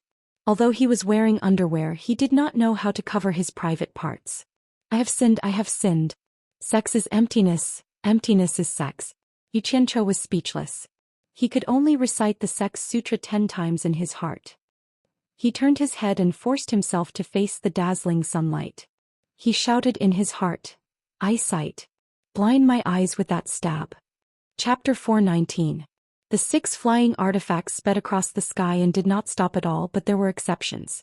Team 2 followed Yu Qianzhou's instructions and invited all the young disciples who were being interrogated by the Cultivation Alliance to Utopia No. 1 to accept Yu Qianzhou's ideological reform. However, Yu Qianzhou had a bad reputation and some disciples were really afraid. They did not want to go, but they could not stand the other party's warm invitation. After meeting Yu Qianzhou, they were instantly touched by Yu Qianzhou's spring breeze-like warmth. After receiving the greeting gifts, they regretted listening to the rumors. In Yu Qianzhou's words, this was called moving with emotion and understanding with reason. Of course, that was a greeting gift. The sects set up many similar interrogation points everywhere, and then set up a communication matrix within a certain range. Naturally, this was to make it convenient for them to report to the Cultivation Alliance in time if they discovered anything suspicious. Therefore, the Cultivation Alliance received the news that Yu Qianzhou's 6 flying artifacts were closing in. The interrogation points asked, "Did Yu Qianzhou and the others cooperate with the interrogation? Did they cause any trouble?" What surprised the various sects was that the replies from many of the interrogations all said, Yu Qianzhou actively cooperated with the interrogations. His attitude was very good and there were no signs of him causing trouble at all. Accidents were accidents, but not causing trouble was a good thing. The sects that had participated in the poaching sighed in relief. Daoist sect had instructed their disciples to be on guard. If they encountered Yu Qianzhou and his attitude was not good, they must tolerate it as much as they could, lest Yu Qianzhou take the opportunity to cause trouble. But after receiving such news, Zhou Xian was relieved. It seemed that Yu Qianzhou did not dare to go against the entire Cultivation Alliance. At least he knew what was good for him. When the Daoist sect disciples received the warning from the sect, they were all terrified. Everyone knew that Yu Qianzhou had a deep grudge with the Daoist sect. They had clashed with each other again and again. Even the sect master's son was killed by that bastard. What else could he not do? It was said that he had brought more than 600 cultivators at the crossing calamity stage with him. What should he do? Zhao Chong was an early-stage tribulation-passing elder of the Daluo sect. He was usually by the side of Luo Kuan, one of the top experts of the Daluo sect. Now that he had been sent to a checkpoint of the Daluo sect, it was truly a waste of his talents. In this battle, Luo Kuan and several experts in the late tribulation passing stage had come to help the Daluo sect. He could be considered the number 1 figure among the people from the Daluo sect. After receiving Zhu Xianxian's report about Yu Qianzhou, Luo Kuan ordered his men to calculate Yu Qianzhou's route and sent his trusted aide, Zhao Chong, to the place where Yu Qianzhou must pass. The purpose was simple. Put aside the past and try to restrain the disciples from clashing with Yu Qianzhou at this time. Otherwise, they would become a laughing stock to the other sections. Now was not the time to settle the score. Zhao Chong had been with Luo Kuan for a long time. In the Daluo sect, no one dared to disrespect him. After a long time, he inevitably became a little arrogant. In his heart, he also felt that he had been wronged. He had been sent to a small checkpoint to deal with a rogue. Although he was unwilling, he did not dare to object to Luo Kuan's arrangement. In the Sea of Clouds, the Daluo sect's flying artifact was hidden. This way it was convenient for them to observe the surroundings. On the flying artifact there were 15 people including Zhao Chong. A leader named Lu Su looked at the arrogant Zhao Chong and asked carefully, "Elder Zhao, why does that Yu Qianzhou always make life difficult for our Daluo sect?" Zhao Chong glared at him and snorted. "You Daluo sect disciples should remember this. Kind people get bullied and tame horses get ridden. Our Daluo sect is ranked second among the righteous sects, so you must show the backbone of a great sect. Don't be like some people who can remain indifferent even when their own sons are killed after suffering a bit. Boosting the morale of others while lowering our own prestige is a great humiliation to the Daluo sect." Lu Su clicked his tongue. He had long heard that this elder Zhao was arrogant, but he didn't think he would dare say such things to that person. He naturally knew who Zhao Chang's son was killed, but the topic was too sensitive. He didn't dare continue. If word got out, an early core formation realm disciple like him wouldn't be able to bear the consequences. Thinking of this, Lu Su couldn't help but worry. As soon as he received the news from the sect, he was prepared to avoid Yu Qianzhou's flying artifact and hide in the clouds. No matter how much Yu Qianzhou hated the Daluo sect, he couldn't possibly search for them everywhere. Who knew that the front lines would send this guy to restrain them? From his tone, it sounded like he was here to restrain them. He was clearly pushing them into a pit of fire. Just hide in the Deluo sect and act arrogantly. Why didn't you think about what kind of person Yu Qianzhou was? He didn't care what sect you were from. Even sect master Luo Qingtian, a mid-tribulation passing cultivator, lost an arm in a one-on-one duel. Why did you, an early tribulation passing cultivator, come looking for trouble? Lu Su turned around and exchanged a glance with the people behind him. He could see that everyone had a hint of worry on their faces, and it was clear that they all had the same concerns as him. Lu Su couldn't help but shake his head with a wry smile. He hoped that Elder Zhao didn't want to lose face in front of the disciples and deliberately said something like that. What he feared had come. In the distance, the sound of several flying artifacts piercing through the air could be heard. With a little effort they could tell that there were 6 flying artifacts, which matched the number of flying artifacts Yu Qianzhou had brought. The expressions of the dozen or so people changed drastically. After looking at each other they all looked at Elder Zhao. Zhao Chong snorted slightly and steered his flying artifact into the clouds to look into the distance. In the distance 6 black dots were flying in their direction at high speed and would soon meet them. Zhao Chong directly controlled the flying Dharma artifact to rush out and tyrannically blocked the path of the 6 flying Dharma artifacts. The 6 flying artifacts had clearly noticed them as well and slowed down as they approached. The group from the exalted sect sized up the 6 celestial artifacts in front of them. They were oddly shaped and even under the bright sun, they exuded an eerie aura. They even had eyes at the front and through those transparent eyes, they could vaguely see people sitting inside. The Daoist sect is here on orders from the Cultivation Alliance to interrogate suspicious cultivators. If you have a pass, hand over your pass. If you don't, open your cabin and accept the interrogation. Zhao Chong clearly wanted to show off his strength to Yu Qianzhou and the others. When he roared, even the disciples behind him felt as though their ears were about to explode. The Daoist sect disciples held their breaths and watched the other party's movements. After Zhao Chang's shout, the 3 flying artifacts in the triangular formation at the front suddenly moved. It was as if the eyes had suddenly closed. The group did not understand what was going on. Zhao Chong snorted coldly and shouted again, "The Daoist sect is here on orders from the Cultivation Alliance. How dare you?" The tone of the shout suddenly changed. The group of people were also startled by the other party's movements. They saw the 3 flying artifacts in front of them shooting over in a frenzy, directly colliding with the small flying artifacts beneath their feet. They did not even say a word to each other. "Oh my God!" The Daoist sect disciples cried out and jumped down from their flying artifacts. After they dodged the impact, they released their flying swords and steadied themselves in the air. Looking up, they saw that Zhao Chong was clearly trying to dodge with his flying artifact. However, it happened so suddenly and the 3 monstrous things had deliberately planned for this. There was a loud bang in the air. Zhao Chong leaped into the air and flew away. The flying artifact under his feet was knocked far away, and he quickly rolled toward the dear earth to hug it. The group of disciples still had lingering fear and a bad feeling welled up in their hearts. At first, everything was fine, but when they heard that it was the Daoist sect, they immediately became impolite. They clearly did not like the Daoist sect. "How dare you? How dare you defy the decree of the Cultivation Alliance?" Zhao Chong shouted and a cold light flashed from his storage bag. Under his guidance, it first shot into the sky, then quickly turned around and shot toward one of the flying artifacts. Bang! There was a loud bang and the flying sword hit its target smoothly. Zhao Chong recalled his flying sword and was slightly taken aback. Under his full strength, the other party's flying artifact was actually undamaged.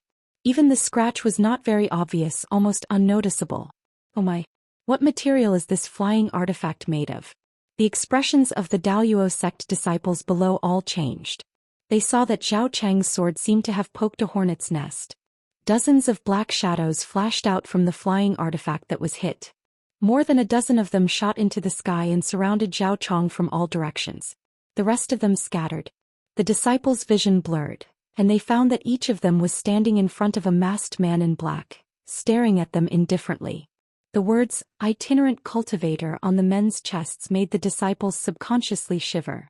They immediately remembered the news they had heard recently. Yen Bugue led a group of tribulation stage experts to sneak attack the 100 Flowers Valley. Yu Qianzhou suddenly attacked, and the 600 itinerant cultivators under him killed almost all of the tribulation stage experts without suffering any losses. Zhao Chang looked around in the sky and saw that he was surrounded by masked men in black.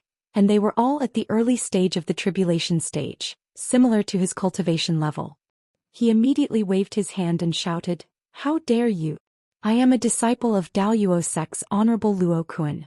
You itinerant cultivators dare to surround me? Are you tired of living?" "Who is Luo Kun?" A strange question came from below. Zhao Chang looked down and saw a man and two women standing on one of the flying artifacts. The man was asking an enchanting woman a question. The enchanting woman giggled and said, "Luo Kun is the honorable cultivator of Daoist sect in the late stage of the tribulation stage. It is said that he is ranked third in the Daoist sect. He is the leader of the Daoist sect's expedition to the East Sea." "Then I'll have to ask him why his Daoist sect keeps looking for trouble with me." The man nodded slightly. Zhao Chang shouted, "Who is down there? Come up and answer me." Even at this time the man's tone was still so unyielding. As expected of a big sect. Where did this old bastard come from? He really doesn't know his place. After the man cursed, he waved his hand and pointed. "Cut that stubborn guy into a human stick, seal his dantian and bring him here. Don't kill him. This is my greeting gift to the Daoist sect." Chapter 420. If you remove his limbs you'll be called a human stick. The Daoist sect members were shocked to hear this. Seeing him call out to these wandering cultivators, they could vaguely guess who he was. "You're Yu Qianchou." Zhao Chang's eyes widened in anger. How could he hesitate when he heard the other party's words? Before the wandering cultivators could make a move, he released his stellar energy to protect himself. His sword created a huge sword shadow with all his might, and he slashed out wildly, forcing the masked wandering cultivators in front of him to retreat. It seemed that he was not afraid or he would not have to run for his life. But with so many people here and with his stellar energy slowing him down, where could he run? He had just run a few dozen meters when a group of flying swords attacked him, hitting his stellar energy with a bang-bang. He was knocked upside down in the air. A dozen or so black shadows flashed and immediately trapped him again. The dozen or so people called back their flying swords and raised them together, creating a huge sword shadow that struck Zhao Chang's stellar energy from all directions. With a loud bang, the protective aura shield instantly disappeared. Zhao Chang, who was inside, was also shocked until he was dizzy. His face was pale and blood oozed from his nostrils. His eyes were dazzled, but he knew that survival was the most important thing at this time. He wanted to raise his sword to protect himself, but he found that his arms were light. When he came back to his senses, Zhao Chang let out a scream of horror. He didn't know when his arms and legs had been separated from his body. No wonder they were so light. "Yu Qianchou." Zhao Chang howled in grief, but a black shadow flashed by and struck his abdomen with a palm. His body shook and he immediately felt his dantian locked, unable to circulate his spiritual origin. His whole body quickly withered and he quickly fell from the sky. The people below grabbed his belt and quickly patted the roots of his severed limbs, stopping the gushing blood. "Yu Qianchou, you'll die a horrible death." Zhao Chang howled unwillingly. Not far away, Lu Su sighed slightly. He was really used to being flattered in the Daoist sect. He was so arrogant that he didn't even know who he was. He only regretted it when he suffered a loss. Hee. I'd like to see who will die a horrible death. Sharpen, come on. Break his teeth and pull out his tongue. Yu Qianchou sneered with his hands behind his back. This was the first time he had encountered such a reckless person. If he did not treat him well, he would be letting down the grand Immortal sect's efforts in nurturing him. "Yu Qianchou, don't you dare." As soon as Zhao Chang said that, the masked man lifted him up high and punched him in the mouth. The sound of his teeth cracking was hair-raising. The Daoist sect disciples watched as the masked man moved his hand around Zhao Chang's mouth. Then the masked man pulled out something bright red and threw it away. Zhao Chang's neck went limp and he fainted. The disciples trembled in fear as they looked at the masked man in front of them. Purple Dress turned her head slightly to the side, as if she couldn't accept something that was too cruel. The Allure Beauty's pupils shrank slightly. Yu Qianchou looked coldly at the Daoist sect disciples around him and said indifferently, "You're just small fries in the Daoist sect. I shouldn't have bothered with you. If you want to blame someone, blame yourselves for being Daoist sect disciples and getting involved in the grudge between me and the Daoist sect. You can't blame others for this." He waved his hand lightly and said, "Cripple their cultivation but spare their lives." The dozen or so De Luo sect disciples immediately turned pale with fright. They had cultivated so hard, who would be willing to be a mere mortal? Once their cultivation was crippled, it would be a fate worse than death. Now they probably couldn't do it anymore. There was no need for any discussion. The dozen or so disciples held on to their last glimmer of hope and fled frantically. However, the difference in their cultivation was too great. In the blink of an eye, the masked man caught up to them. Cries of pain rang out in the air as their dantian was destroyed. From then on, they would no longer be able to gather true yuan to cultivate. The group of disciples who were as limp as sheep were thrown into the flying artifacts. The 6 black figures moved again and sped east. At the shore of the eastern sea, in the empty backyard of a large residence, a communication array was set up. 4 elders wearing the De Luo sect's uniform frowned. The one standing at the front was Luo Kuan, and the 3 behind him were also consecrators of the De Luo sect. They were called Cui Xiaofan, Li Mengbai and Zhu Xiao. Luo Kuan said to one of the disciples in the spirit stone array, "Still no contact?" The disciple replied with some fear, "I've already asked the disciples of the other sects nearby to help me search. They really haven't found any disciples from our sect. It's already been a day. It's impossible for Zhao Chong and the others to not contact this place for so long. Something must have happened." As Luo Kuan spoke, he turned to look at the 3 elders behind him. The 3 of them nodded slightly, clearly agreeing with him. Zhou Xian, who was standing to the side, bowed respectfully to the 4 elders and said, "For consecrators, in this disciple's opinion, there shouldn't be any accidents under normal circumstances. If there really is an accident, I'm afraid that Yu Qianqiu will have something to do with it. If we calculate the time we lost contact with them, it should be around the same time as Yu Qianqiu." Luo Kuan nodded slightly, then asked the other 3 consecrators, "What do you think?" "Zhou Xian, I want to ask you something," Li Mengbai, the youngest of the 4 consecrators, said as he looked into the sky. "Consecrator, please ask. This disciple will tell you everything he knows," Zhou Xian said respectfully. Li Mengbai slowly retracted his gaze and stared at him, saying, "You've interacted with Yu Qianqiu the most, so you should know him well.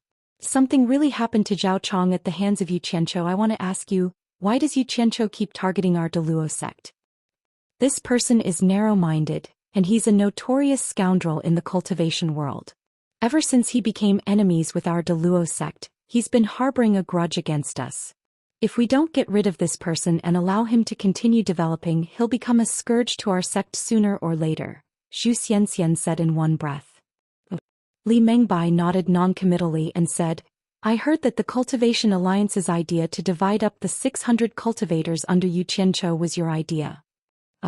Zhou Xian suddenly realized that the consecrator's tone was a little off. He paused and said, "Yes, this disciple believes that we can't let them grow any further and should disband them as soon as possible.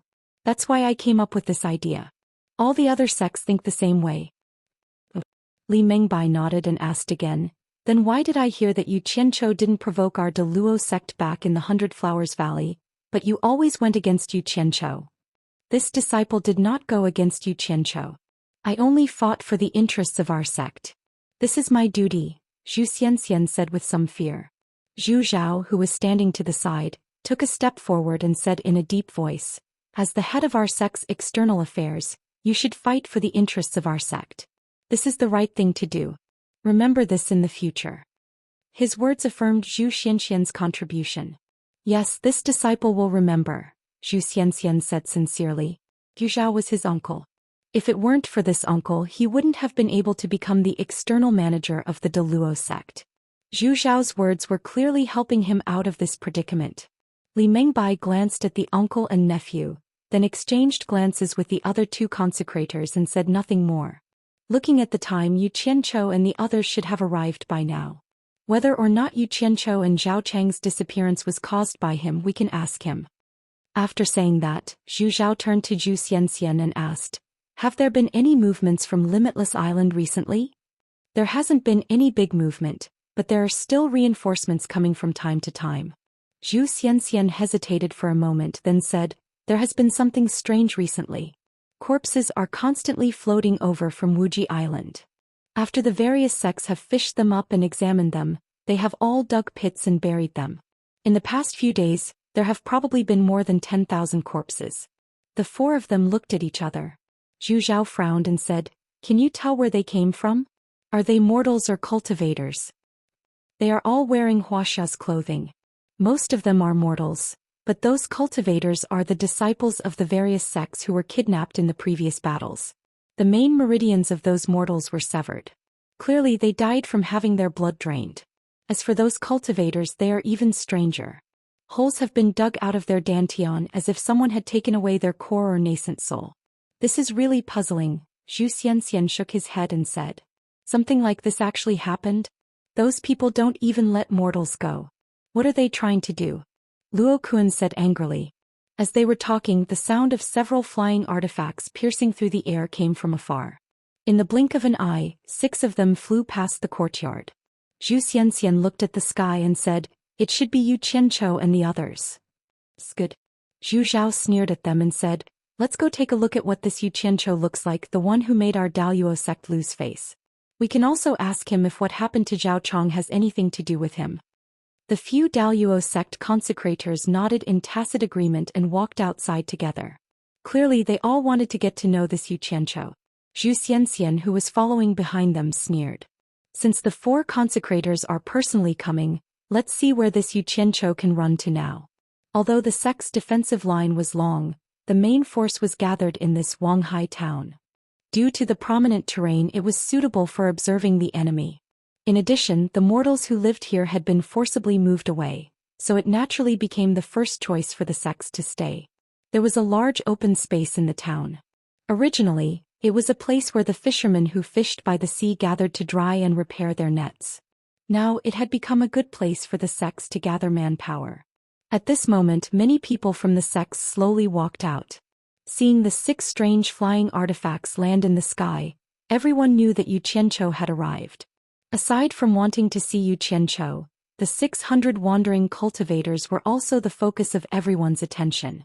After all, many sects had paid a large amount of spirit stones for them. If they were really worth fighting for, many sects would not give up so easily. The leading flying artifacts hatch opened, and Yu Qianchou slowly walked out with a dark expression. Behind him were the beauty of 100 charms and purple dress. The other flying artifacts did not move, and the 600 wandering cultivators did not come down either. Something was strange. More and more people gathered around. Yu Qianchou looked around with a dark expression and sneered. He turned around and shouted, "Throw those Daoist sect guys out." Chapter 421. The various sects glanced at each other, then turned their gazes to the Daoist sect's side, a trace of doubt in their eyes. Could there be people from the Daoist sect on these 6 flying artifacts? The Daoist sect's representatives looked as if they had expected this. The disappearance of Zhao Chong and the others was indeed related to Yu Qianchou. As long as they were still alive, everything was fine. However, they were afraid that Yu Qianchou would destroy the evidence after killing them and refuse to admit to it. If that happened, even if they could find out the truth, it would take a lot of effort. Zhu Xian sneered. If the people who came out were really Zhao Chong and the others, then today's matter would be settled. With the 4 great reverends of the Daoist sect here, they would not let Yu Qianchou get away scot-free again. As soon as Yu Qianchou finished speaking, 15 masked men in black flashed out from the cabin door behind him. Each of them had a person in their hands and they threw them forward, causing them to cry out in pain. Everyone looked over and saw that these people were indeed wearing the uniform of the Daoist sect, and each of them was struggling weakly on the ground. One of them was covered in blood, and the most frightening thing was that all 4 of his limbs had been chopped off. At this moment he was facing the Daoist sect's direction with his mouth wide open, howling in pain. From the look of grief and indignation on his face, it was clear that he had nowhere to vent his endless hatred. None of the people present were ordinary people, and their eyesight was far stronger than that of mortals. After a closer look, they were all shocked. The one who had lost all 4 limbs was actually Zhao Chong, a disciple of Reverend Luo Kun of the Daoist sect. As for the other disciples, their cultivations had been crippled. Everyone was shocked. This Yu Qianchou was too bold. After leaving people in such a state, he didn't even know to kill them, instead throwing them out in front of everyone. It seemed like their previous guess was correct. Yu Qianchou must have known that the Daoist sect had come up with the idea to poach his people, And now he was here to take revenge. What a lunatic. Everyone from the Daoist sect paled. Zhou Xian even cried out in alarm, "Elder Zhao!" and rushed over in a flash. The 15 black-clothed men did not need to be told. They all flashed in front of Yu Qianzhou, blocking Zhou Xian. Zhou Xian was well informed, so he naturally knew how powerful these masked men were. He stopped in his tracks and pointed at Yu Qianzhou, shouting, "Yu Qianzhou, how dare you treat my Deluo sect's disciple like this?" At this point, there was no need for the Deluo sect's people to call out to them. All of them quickly rushed over, and soon over 1,000 of them had arrived. Without saying a word, the 15 masked men released flying swords from their storage pouches and held them in their hands as they faced off against the 1,000 exalted sect disciples without the slightest fear. Zhou Xian turned around and saw so many Deluo sect disciples backing him up. His courage was boosted and he jabbed his finger at Zhou Xian again. "Yu Qianzhou, today is the day you die. All of you back off." At Yu Qianzhou's order, the 15 black-clothed men dragged the dozen or so Deluo sect disciples on the ground and quickly moved behind him. Yu Qianzhou's cold gaze swept across the Deluo sect, and he slowly took a few steps forward. Then he stepped on Zhao Chong, who was struggling and howling so hard that he could barely move. "How dare you!" The Deluo sect's revered elders shouted in unison. Yu Qianzhou's actions were no different from slapping the Deluo sect's face in public. Zhou Xian's body moved. He wanted to go over and save Yu Qianzhou, but he saw Yu Qianzhou take out 2 big black sabers from his storage pouch. Zhou Xian jumped in fright. He forcefully stabilized himself and didn't rush over. "You want to fight?" Yu Qianzhou raised an eyebrow. The 2 sabers in his hands clashed, and the sound of metal clapping resounded through the air. It was neither wood nor metal, and no one could tell what rare material the sabers were made of. With the clapping of the sabers, the cabin doors of the flying magic artifacts all opened. Everyone's eyes widened and more than 600 masked loose cultivators came out in an instant. Yu Qianzhou turned his head and glanced at them. It seemed that he had found the feeling of being the boss in his previous life, calling on his subordinates to fight. He had worked hard for so long, and this was the day he had been waiting for. He turned back to the Deluo sect and sneered, "I'll play with you if you want to use force, but I still want to make things clear. Besides being a trustworthy person, I'm also a reasonable person." The various sects looked at the strength of both sides in shock. The Deluo sect had almost double the number of masked loose cultivators. There were nearly 100 tribulation stage cultivators and 4 peak experts in the final stage. On the other hand, on Yu Qianzhou's side, more than 600 cultivators were all in the tribulation stage. The purple-clothed girl was also in the final stage. It was said that she had killed an expert of the same cultivation level in the 100 Flowers Valley. She could probably fight against 2 of them. The strength of both sides was completely on par. Seeing this, the various sects could not help but feel a little emotional. This guy had really grown. He had the strength to fight against the second-largest sect of the Orthodox sections. Of course, this was only a portion of the Deluo sect's strength. It would be a joke if they thought that they could fight against the entire Deluo sect with just 600 people. How could a large sect that had stood in the cultivation world for thousands of years be shaken by a mere 600 tribulation stage cultivators? However, what the various sects did not know was that these 600 people were also a portion of Yu Qianzhou's strength. Utopia's army of nearly 10,000 was already preparing for battle.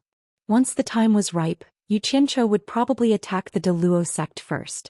One was a powerful force that was out in the open, while the other was a huge army of cultivators hiding in the dark. Sooner or later there would be a day when they would clash fiercely. Who would win and who would lose? Luo Kuan walked over slowly and pushed Zhou Xian behind him.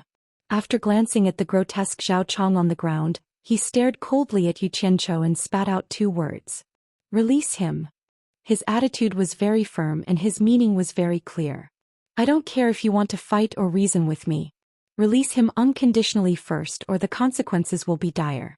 The other 3 worshippers also walked over with ashen faces and stood beside Luo Kuan.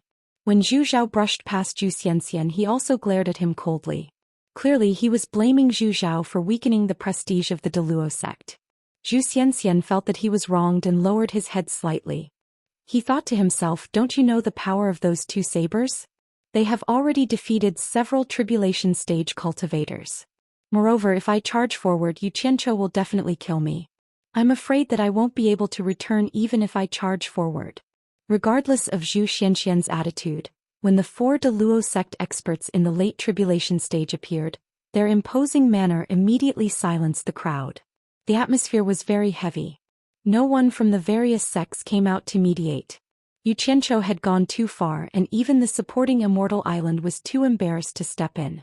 This had completely damaged the Deluo sect's reputation, and no one would be able to stop him. Seeing the 4 people appear, Xianxia narrowed his eyes slightly. He stabbed his sabers into the ground and cupped his fists. May I know who the 4 of you are from the Deluo sect? Release him. Luo Kun spat out these 2 words in reply. His tone sounded like it was the final warning. The allure beauty behind Xianxia transmitted her voice. This person is Zhao Chang's master Luo Kun, a worshipper of the Deluo sect. The other 3 are also worshippers of the Deluo sect. They are all experts in the late tribulation stage. Xianxia nodded slightly and said expressionlessly, so it's the 4 worshippers of the Deluo sect. I apologize for my lack of manners. The 4 of them immediately knew that someone had transmitted a message to Xianxia. Their gazes all fell on the 100 Charms beauty. Zhu Xiao shouted, 100 Charms beauty, your demon illusion palace has already been erased from the cultivation world. Why don't you behave yourself? Are you going to get involved in this matter? The allure beauty smiled non-committally and immediately maintained her silence. Not speaking at this time meant that she was reserving some leeway. Perhaps it would be more advantageous for Xianxia to act when the opportunity arose. Ze. Xianxia called out. Ze also understood the seriousness of the situation. She immediately teleported to his side and used her actions to show that she was in the late tribulation stage. The 4 people's pupils shrank slightly as they stared at her. Facing someone who could kill an expert in the late tribulation stage, no one dared to underestimate her. It seems that the 4 seniors of the Deluo sect want to teach us a lesson. I'll leave the 4 seniors to you. You just need to hold them off for a while and I'll deal with the others. At that time I'll lend you a hand. No problem, right? Xianxia said indifferently. Yes. Zi nodded heavily. She glanced at the 4 people and took out the purplish-black bamboo. There was an uncontrollable excitement on her face. The various sects sucked in a breath of cold air. It seemed that this madman was going to clash head-on with the Daoist sect. At a time like this, when they were facing off against a foreign enemy, such a large-scale battle would be a loss for the Chinese cultivation world regardless of who won. Quan Deming of Fuxian Island finally couldn't help but shout, "Everyone think of the big picture. If there's anything we can talk it over. Since it has come to this, there's nothing to talk about." Zhu Xiao waved his hand at Quan Deming and shouted, "Xianxia die." His figure flashed and he struck out with his palm. A huge palm shadow came crashing down. Ze, who was standing at the side, rushed forward and shouted, "Fight." The purple bamboo in her hand also turned into a huge shadow. With a bang, the shadow of the palm shadow was destroyed. A strong airflow spread out. Damn it. It's that bullsh *T Luo mountain splitting palm again. Xianxia cursed in his heart. He thought that by showing off his strength the other party would have some misgivings. Then he would be able to talk his way out of this. Who knew that the other party wouldn't just let this matter rest and would rather make it bigger? Since that's the case, what else is there to say? I'm not afraid. Without another word, Xianxia dragged his saber with both hands and directly split Zhao Chong, who was under his feet, into 2. Then he pointed his saber forward and shouted, "Kill." With Xianxia as an example, the dozen disciples of the Deluo sect were instantly killed on the spot. More than 600 masked men quickly divided into small combat teams and neatly charged into the enemy's group. Luo Kun and the other 2 were also shocked. They didn't expect Zhu Xiao to attack just like that. He didn't even greet the 3 of them. But since the enemy had already launched a large-scale attack, they naturally had to protect their own side first. The 3 of them quickly exchanged glances and immediately shot up into the sky, rushing into the group of 600 masked loose cultivators. 6 palms flashed and flashed as fast as shadows. Like a gust of wind, the 3 of them consecutively killed more than 10 people. The dozen screams made Xianxia's heart skip a beat. He didn't think much of Ze and the late-stage tribulation passing expert, but he didn't expect the late-stage tribulation passing expert to be so terrifying. Killing early-stage tribulation passing experts was as easy as taking something out of one's pocket. Watching the dozen members fall from the sky and die, he immediately shouted, "Don't bother with the 3 of them. The others are your targets." As soon as these words came out, a few more people fell from the sky. But after hearing this warning, the special forces immediately stopped risking their lives to fight the 3. Instead, they pounced into the group of Daluo sect disciples and started a frenzied massacre. Screams rang out everywhere as the Daluo sect disciples fiercely counterattacked. However, as soon as the battle started, the Daluo sect disciples realized that their side had more than 1,000 people, but they didn't seem to have more than 600 people on their side. It seemed as if they were surrounded by masked men in black, and they were being attacked from all directions. Just as they tried to deal with them, a flying sword suddenly pierced through their chest, and they fell to the ground with a look of disbelief on their faces. And when they attacked, the enemy seemed to have people helping them everywhere, so they didn't have to worry about their rear being exposed. As soon as they attacked, someone would immediately deflect their flying sword, and then they would be attacked for no reason. Up in the sky, Luo Kun and the other 2 glanced at the scene below and immediately felt their hearts skip a beat. Although the masked men in black could not withstand a single blow from them, they were like hungry wolves charging into a flock of sheep when they charged into the Daluo sect disciples. The Daluo sect disciples had no way of fighting back against the flawless teamwork of the other party. The masked man in black constantly changed the most advantageous formation. His attacks and defenses were balanced as he slaughtered the Daluo sect disciples wantonly, killing them one by one. In an instant, 200 to 300 of the nearly 1,000 Daluo sect disciples fell, and the rest fell into a state of panic and fear. Faced with such a sharp combination of attacks, they were unable to organize an effective attack, and in an instant blood and flesh flew everywhere. The various sects were dumbfounded and they looked at each other. They didn't expect the 600 people under Yu Qianqiu to be so powerful. Why did it seem as if every one of them had been through hundreds of battles? In this exchange, the Daluo sect suffered great losses. Both sides of the massacre were from the Cultivation Alliance. The various sects were worried, but they couldn't help either side. Luo Kun and the other 2 were stunned for a moment, and another 200 Daluo sect disciples fell. In just a short period of time, almost half of the disciples had lost their lives. How could this be? The 3's expressions changed, and without hesitation, they took out their flying swords from their storage bags. Luo Kun shouted, "You 2 deal with those loose cultivators, I'll eliminate them." Cui Zhaofan and Li Mengbai quickly flashed to the sky above the battlefield. The flying swords hovering in the air were as fast as lightning, rising and falling towards the masked men in black below. Luo Kun, on the other hand, glared at Yu Qianqiu. The latter was slightly shocked and thought to himself, so the so-called elimination was referring to me. "Ze, finish the battle quickly. Kill the opponent and help our brothers get rid of the other 2, shouted Yu Qianqiu as he glanced at the Special Forces offensive. With the addition of 2 experts in the final phase of the tribulation passing stage, not only did the Special Forces suffer more casualties, but their attacking formation was also in chaos. If this continued, the entire team would be wiped out. Zhu Zhao was already in a difficult situation, and Yu Qianqiu's shout was simply asking for his life. Ze immediately unleashed the great art of teleportation to the extreme. The purple bamboo she controlled flickered in and out of sight, appearing and disappearing like a ghost. No matter how hard Zhu Zhao tried, he couldn't get rid of the opponent. It was as if he was possessed by a ghost and he could only barely defend himself. He felt like his life was hanging by a thread. He anxiously shouted, "Luo Kun, quickly come and help me." Luo Kun was about to kill Yu Qianqiu, but when he heard Ziyi's shout, he was immediately shocked. To the sect, losing 1 expert in the final phase of the tribulation passing stage was a great loss. How could they not save him?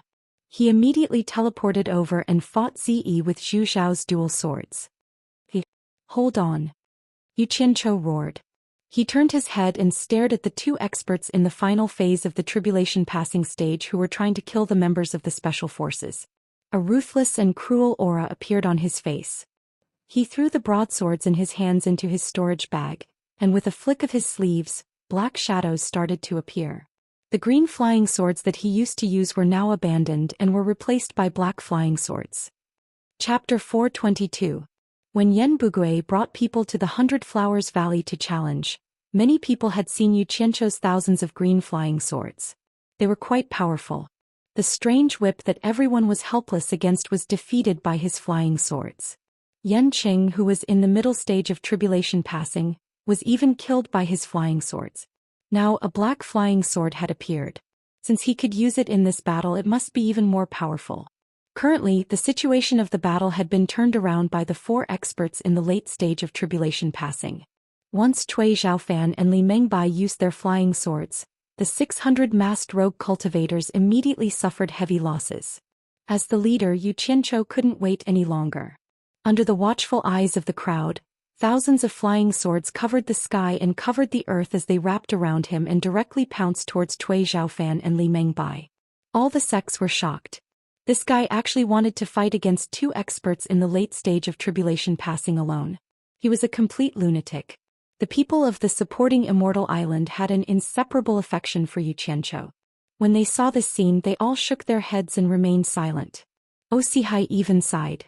The good seedling that he had taken a fancy to was probably going to die here. No one thought that Yu Qianzhou could survive the attacks of 2 experts in the late stage of tribulation passing. Bai Shan of the 4 clans turned around and sent a telepathic message. The disciples of the 4 clans quickly gathered and were ready to help as soon as the order was given. Seeing this, all the sects cursed inwardly. The 4 clans were probably going to help Yu Qianzhou. Hua Rui and Hua Yingyue of the Moon clan looked at each other and nodded slightly. Their attention was not on Yu Qianzhou but on the 2 people in purple in the sky. The smile on the Allure Beauty's face disappeared. She raised her hand and stroked her hair. A few experts in the tribulation passing from the pink cult also took a step forward and waited for the order. "I'm coming," Yu Qianzhou roared. The flying swords swirled like snow as he waved his hand. With a flick of his finger, the flying swords pledged their loyalty to him. Hundreds of streaks of black light split into 2 groups and charged towards Li Mengbai and Cui Zhaofan at lightning speed. Yu Qianzhou was throwing caution to the wind. It was impossible for him to let the first batch of brothers who followed him into battle be annihilated. Now that his cultivation had just broken through to the middle stage of nascent soul, his ability to control his flying sword had once again increased. He had to fight with his life on the line. Cui Zhaofan and Li Mengbai had already noticed his movements. Seeing the flying swords flying towards them like rain, they instantly covered their bodies with protective stellar energy. The 2 of them were confident that with their cultivation, they could completely block Yu Qianzhou's attack. However, the 2 of them weren't completely at the mercy of the other party's attacks. One of them controlled the flying swords below to slaughter the masked rogue cultivators while the other struck out with a palm. The Daoyuo mountain-splitting palm of the Daoyuo sect instantly conjured 2 giant palm silhouettes to meet the 2 waves of sword rain. The flying sword was like a sharp arrow and the palm shadow was like a bubble. When the 2 met, it was like a knife cutting through tofu. The palm energy was immediately broken by the flying sword. As expected, it could break through the stellar energy of a late-stage tribulation stage cultivator. Yu Qianzhou was invigorated and his confidence was greatly boosted. He then controlled the flying sword to rapidly shoot towards the 2 Daoyuo sect consecrators. The hundreds of black flying swords that were protecting him also carried him as he charged towards them. "Oh no, there's something strange about these swords," Cui Zhaofan cried out involuntarily. "They can break through stellar energy. Let's go." Li Mengbai's expression changed. The 2 of them shouted at the same time. In order not to affect their speed, they instantly retracted their stellar energy and soared into the sky. The 2 flying swords that had caused the masked rogue cultivators to suffer greatly also immediately flashed into the sky, chasing after their masters. Without the threat of the 2 late-stage tribulation stage cultivators, the masked rogue cultivators had suffered heavy casualties, and there were only about 400 of them left. However, their long battle experience in Utopia was very effective. They calmly and quickly formed a team to counterattack the Daoyuo sect. Yu Qianzhou pounced towards the spot where the 2 late-stage tribulation stage cultivators had been standing. He looked down and saw that the number of casualties had reached a third. He instantly felt as if his heart was being cut by a knife. These were all his efforts over the years. He couldn't help but roar crazily, "Kill! Kill! Kill! Don't leave a single one alive. Kill them all. You 2 old bastards, where do you think you're going? Give me your lives."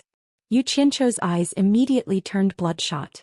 He pointed at the two people flying into the sky and shouted. Then, thousands of black flying swords carried him into the sky and chased after the two late-stage tribulation stage cultivators. The smell of desperation was very strong.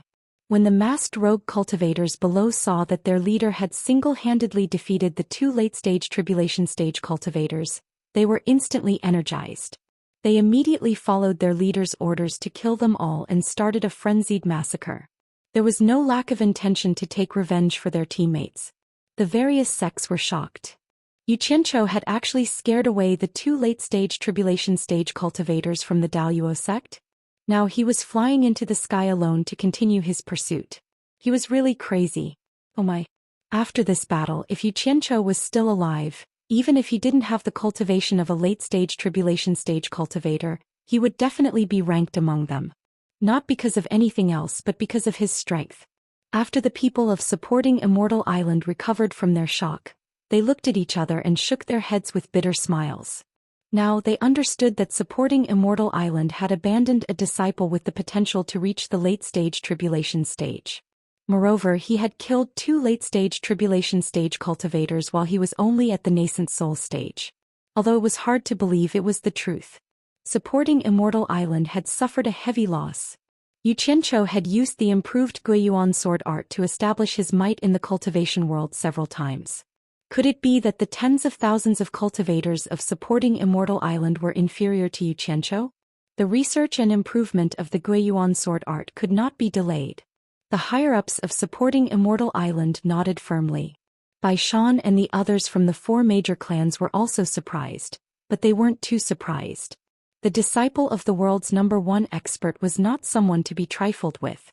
Everyone finally heaved a sigh of relief. The Allure Beauty looked at Xianxia, who was holding a sword and chasing after Xianxia, and her eyes lit up. She didn't expect such a scene to occur. This guy was really unfathomable and always exceeded her expectations. It seemed that her worries were unnecessary. Ziyi had no problem fighting Zhu Xiao alone. She believed that it wouldn't take long for her to succeed. However, Luo Kuan's participation immediately made Zhu Xiao feel better. It was also impossible for the two of them to defeat Ziyi. Putting aside the fact that Nongzhu had trained her daughter, Nongzhu's famous form displacement transposition technique in the cultivation world was not something that could be practiced for fun. Ziyi and Luo Kuan had a headache because Ziyi didn't fight them head-on. Relying on her strange body movement technique, she appeared and disappeared unpredictably. The two of them could only guard against her, and it was difficult for them to fight back effectively. Ziyi was originally worried about Xianxia's safety. At this time, when she saw Xianxia, a nascent soul stage cultivator, chasing after two cultivators at the final stage of the crossing calamity stage, she was shocked and attributed all the credit to Bai Chongqun. She admired Bai Chongqun more and more. She thought that the disciple taught by Senior Bai was really extraordinary. Without any worries for the time being, Ziyi was immediately stimulated by Xianxia to the point that it was as if she had been injected with chicken blood. She used the great art of displacement transposition perfectly, immediately forcing Luo Kuan and Zhu Xiao into an indescribably miserable state. The two of them had their backs against each other, and only then did they have one side of their defense reduced. Only then did they feel a little more relaxed. However, when they saw that Xianxia was also fighting 1 against 2, the two of them didn't know what to say. Zhu Xiao was so regretful that his intestines turned green. In order to stand up for his disappointing nephew, he had dragged the entire De Luo sect down with him. Tui Xiaofan and Li Mengbai stopped high in the sky. With their cultivations, Xianxia naturally couldn't catch up. However, as the two of them were the highest echelons of the De Luo sect, they couldn't do that. If they really did that, the De Luo sect would be too ashamed to show their faces in public. Seeing that the two of them had stopped running and were preparing for battle, Xianxia also calmed down. He slowed down his speed and quickly set up his formation. Half of the flying swords were inserted outwards, densely distributed around his body, making him look like a hedgehog. He wasn't afraid of anything now, but he was afraid that the two cultivators at the final stage of the crossing calamity stage could use teleportation to ambush him. This ability to come and go without a trace was too terrifying. However, teleportation could only be used if there was space for them to move. Without the spatial crack that they used to teleport over, no matter how they tried to teleport, they would only be able to stop outside of his sword formation. After setting up his formation, Yu Qianqiu immediately felt more at ease. As long as he had a bit of buffer time, escaping would not be a problem. He immediately shouted, "Hand over your life." Yu Qianqiu commanded the remaining hundreds of flying swords to charge at the two of them. This guy kept asking the two of them to hand over their lives. The cultivators below were not deaf. Cui Zhaofan and Li Mingbai's faces turned ashen. They were probably angry out of humiliation. Cui Zhaofan stared at the pursuing Yu Qianqiu and sneered, "You really don't know the immensity of heaven and earth. If you want to die, don't blame me for being impolite." With a point of his finger, the flying sword that was floating beside him moved according to his heart's desire. It spun in the air and suddenly created an illusionary shadow of a sword intent. The entire sword seemed to have expanded by a dozen times. With a whoosh, it pierced through the air. Its strong momentum caused visible ripples to form in the air as it charged straight at Yu Qianqiu. His attack when he was enraged was indeed extraordinary. Oh my! The final stage of the Crossing Calamity stage is indeed the final stage of the Crossing Calamity stage. Black Fire Flying Sword, I will be relying on you to gain face. Don't let me down. Yu Qianqiu made up his mind and pointed his finger at the sky as well. He shouted, "Kill." 100 black rays flashed out and twisted into a flood dragon that soared into the sky. It wanted to compete with the heavens. It soared into the sky and faced the huge flying sword that was creating a huge ripple. The various sects below raised their heads and squinted their eyes to watch. They were speechless. It was hard to tell if Cui Zhaofan's profound cultivation had the upper hand or if Yu Qianqiu's black flying sword was sharper. Li Mengbai looked over with a solemn expression. It was really strange that the flying sword could break through stellar qi. If there was an accident, he did not mind being the laughingstock of two cultivators at the end of the tribulation passing stage fighting against a nascent soul cultivator. The Deluo sect disciples below had almost all died. Only the tribulation passing stage cultivators were barely holding on. It seemed like they would not be able to hold on for much longer. None of the four of them could bear the crime of being completely wiped out. Moreover, Luo Kuan and Zhu Xian were also barely holding on. He raised his hand and the flying sword beside him landed in his hand. He then clenched it tightly. As soon as the gigantic flying sword collided with the dense black sword shadows, the dense black shadows immediately disappeared into the gigantic sword, making an ear-piercing si sound. Cui Zhaofan, who was mentally connected to his flying sword, had a change of expression. The huge sword was instantly shattered. It could no longer withstand such a huge force. With a loud bang, it exploded into pieces in the air. Chapter 423. The black netherworld fire that even Old Man Bai could not break through was indeed extraordinary. It destroyed the flying swords of the late-stage tribulation transcendence cultivators. Yu Qianqiu was very pleased. He immediately charged up while facing the flying swords. His aura was very arrogant. Li Mengbai snorted coldly. She waved her sword and a sharp light shot out. She then quickly slashed out more than 10 times. F***ck. Yu Qianqiu, who was rushing up, was instantly shocked. He realized that he was a little too excited. He only dreamed of defeating the late-stage tribulation transcendence cultivators, but he might lose his life if he was not careful. He moved his sword horizontally, controlling hundreds of flying swords to meet the others' sharp sword light. The black flame flying swords were indeed powerful. Piu, they instantly destroyed more than 10 sharp sword lights. Yu Qianqiu's heart was beating rapidly. Just as he heaved a sigh of relief, he suddenly realized that Li Mengbai had disappeared from above. He saw a shadow appear from the corner of his eyes. The word, teleportation, immediately appeared in his mind. He was shocked again and hurriedly flew up on his sword. Running. Li Mengbai snorted coldly and shouted, "Stop him. Don't let him escape." Cui Zhaofan's expression darkened. He summoned another sword. The sword from before could be considered a transcendent artifact, but it was destroyed just like that. Although he could not control so many flying swords at the same time like Yu Qianqiu, he could still take out a few spare flying swords from his storage pouch. With the previous lesson, he had learned his lesson. He no longer used his flying swords to fight against Yu Qianqiu. Just like Li Mengbai, he shot out a sword light every time he attacked. The two of them, one above the other, shot out a sword light while the other shot out a sword light. Immediately, Yu Qianqiu was forced into a corner. The two of them watched as he used his flying swords to surround himself like a porcupine. Such a strange arrangement. If it wasn't to guard against the two's teleportation, what else could it be? Since he had the confidence to use these flying swords to defend himself, there must be a reason. The two of them did not force their way through, but the sword lights they shot out became more and more frequent. If this continued, there would come a time when Xianxia would fail to block it. Of course, Xianxia wouldn't just sit there and wait to be beaten. He had plenty of flying swords anyway, and it was enough for each person to use a dozen or so to harass them. However, the speed of his flying swords couldn't keep up with the speed of the two people moving through the air. It was true that he could only harass them, but he couldn't cause any damage to them. Just like that, the three of them began to drag it out.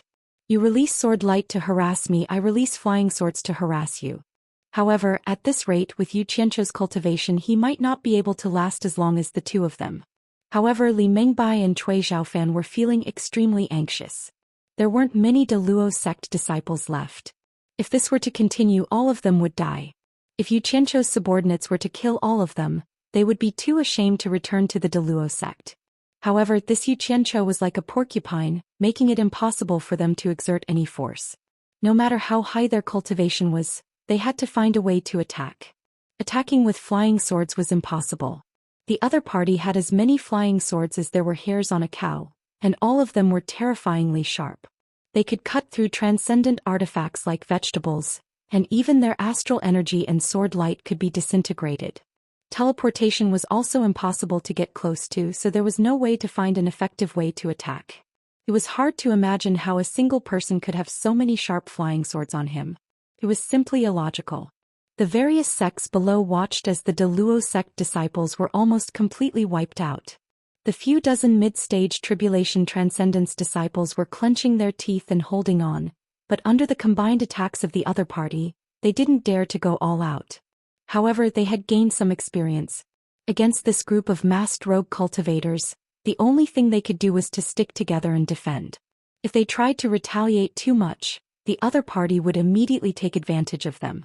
Below them, there were many people with low cultivation and very few people with high cultivation. The various sects looked up and saw that the situation was completely reversed. There were many people with high cultivation and very few people with low cultivation. Two late-stage tribulation transcendence cultivators took turns to trap Xianxia and attacked fiercely, but they couldn't do anything to him. Right. On the other side, Zi was even better. She was fighting with fewer people against more people. One late-stage tribulation transcendence cultivator was actually trapping two late-stage tribulation transcendence cultivators, and Luo Kuan and Zhu Zhao could only defend themselves. What made the various sects the most speechless was that Xianxia was obviously only at the nascent soul stage. He even needed to step on a sword to fly. Yet he was fighting with two late-stage tribulation transcendence cultivators. This completely overturned everyone's perception. However, everyone could see that it wasn't that Cui Zhaofan and Li Mengbai weren't Xianxia's opponents. It was all because the black flying swords were too powerful, and the two of them were afraid to attack. If Xianxia dared to abandon the black flying swords, either one of them would be able to kill him with a single slap. How could they let him jump around in the sky for so long? It was time-consuming and embarrassing. Keep an eye on him. I'll go deal with the rogue cultivators below, Li Mengbai said to Cui Zhaofan. She felt that there was no need to waste the two of them here. Even if there was only one of them, they wouldn't be able to do anything to each other. It would be a waste for her to waste time here. When Xianxia heard this, he was shocked. If that guy went down, no one in the special forces would be able to resist him. If they fought head-on, none of them would be a match for a late-stage tribulation transcendence cultivator. He immediately shouted, "Nebula Water Art." He casually came up with a frightening name. As expected, it caused the two of them to be shocked at the same time. They instantly thought that this guy seemed to have two special skills that he hadn't used yet. They immediately became vigilant. Neither of them left. The Nebula Fire Art was a famous name that the entire cultivation world had heard of. It was said that no one had been able to gain an advantage over that fire art. When Luo Qingtian returned to De Luo sect after he was injured, he once told the higher-ups of De Luo sect that Xianxia's fire art was extremely overbearing. Once he came into contact with it, he wouldn't be able to withstand it even if he hid within his protective qi. He was forced to self-destruct his protective qi to escape. As for the Nebula Water Art, this was the first time they had heard of it. However, it was an indisputable fact that Yu Qianqiu could indeed control water to fight. Even though he had only used it once, many people had witnessed it with their own eyes. Moreover, the only time it was used was when the Daoist sect master Luo Qingtian tried it. Luo Qingtian tasted Yu Qianqiu's water and fire secret arts alone, and no one knew if it was a blessing or a curse. Now that the nebula water art had suddenly appeared, not only did it cause Li Mengbai and Cui Zhaofan to become vigilant, even the various sects below them became interested. Everyone knew that the duel between Yu Qianqiu and Luo Qingtian was on the river that day, so it was needless to say that there was water. Could it be that the water conjuration art could appear out of thin air like the fire conjuration art? Everyone subconsciously looked at the vast sea not far away. Yu Qianqiu stuffed 2 big handfuls of qi replenishing pills into his mouth and chewed them like candy. In the end, the sects waited for a long time, but they didn't find anything unusual. The people above them were still hammering away, hitting each other. They couldn't hit each other and neither could they hit each other. However, 2 more screams came from below. 2 Daoist sect disciples had made a mistake, and the masked loose cultivator took advantage of the gap and killed them on the spot. Li Mengbai and Cui Zhaofan's expressions changed at the same time. The latter said to the former in a low voice, "This guy is stalling for time. You go down there, leave this to me." Li Mengbai fiercely slashed out a sword ray. Just as she was about to go down, she suddenly realized that something was wrong with her surroundings. It was slightly hazy and the air instantly became abnormally moist. The 2 of them said at the same time, "Nebula water art?" The moment these words came out, it immediately attracted the attention of the various sects below. Instantly, their eyes widened like eggs, and their heads tilted up and down for a long time. However, they couldn't find a single drop of water. Are our eyes playing tricks on us, or are those 2 guys hallucinating? The various sects looked at each other, and all shook their heads to indicate that they didn't see anything. Li Mengbai and Cui Zhaofan's nerves tensed up for a long time. They realized that the surrounding air was indeed moist, but there was no water. The 2 of them simultaneously stared at Yu Qianqiu, only to see that this guy had a serious expression on his face. He was completely focused on dealing with the sword rays that the 2 of them had released. The 2 of them immediately felt like they had been tricked. Cui Zhaofan gritted his teeth and said, "Go. A mere water art won't be able to do anything to me. Yu Qianqiu, wait for me to kill all of them down there, then I'll deal with." Li Mengbai's words came to an abrupt halt. Yu Qianqiu clenched his fists and immediately, a few water dragons coiled around his arms, swimming around in the air. Yu Qianqiu also knew that he could only drag things out for a while but not forever. It was time to give it his all. Old Man Bai had once said that if one used it well they would be invincible. He then shouted, "Then I'll let you see my nebula water art." With a shake of his arms, boundless water surged out, and the air instantly became bright. Li Mengbai and Cui Zhaofan realized that they were instantly trapped in the water, and the water was desperately trying to enter their orifices. The 2 of them were shocked and immediately released their stellar energy to protect their bodies. The various sects below were in an uproar. A large area of water had really appeared out of nowhere, covering a radius of a few hundred meters. Everyone had originally thought that he was going to borrow the water of the Eastern Sea. Yu Qianqiu was in the water and immediately realized the beauty of this technique. It was as if the radius of a few hundred meters was under his control. Even if he closed his eyes, he would be able to clearly see the actions of his 2 opponents. It seemed like the benefits of having a higher cultivation level were not small. This was wonderful. Yu Qianqiu chuckled and the surrounding water quickly became turbulent. Li Mengbai and Cui Zhaofan immediately realized that they could not see the movements around them at all.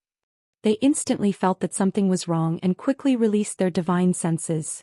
The moment the 2 of them released their divine senses, they immediately felt as if they were being pierced by a group of things. The feedback was not a piercing pain, but an unforgettable burning pain. The pain penetrated into their souls, and no matter how high their cultivation levels were, they could not help but let out a miserable howl. The people below were also unable to see the movements above them because of the turbulence of the water. Suddenly they heard 2 miserable howls and immediately determined that it was Cui Zhaofan and Li Mengbai. Everyone was shocked. Could it be that Yu Qianqiu had already succeeded? Luo Kun and Zhu Xiao clenched their teeth and defended with all their might. When they suddenly heard these 2 miserable howls, they immediately felt their limbs go numb. The two of them could naturally tell whose voice it was. For a cultivator at the final stage of the tribulation to let out such a miserable howl, the result was unimaginable. Immediately the two of them relaxed their defense. Hearing this, Ze became even more excited and took the opportunity to attack ferociously. Zhu Xian was careless for a moment, and the bamboo immediately pierced a hole through his thigh. Just as blood spurted out, he circulated his energy to stop it. Zhu Xian was really stubborn. He was afraid that he would affect Luo Kuan, so he forcefully endured and did not make a sound. Instead, he became even more alert and defended with all his might. Outsiders might not know what was going on over at Yu Qianchou's side, but he knew that Cui Zhaofan and Li Mingbai's divine senses had already been severely injured by his black flame flying swords. This time it was not like the time when he fought with Luo Qingtian, where he only used a finger of black flame to lightly touch them. Instead, hundreds of flying swords rushed into their divine senses and messed them up. It was definitely enough to make them suffer.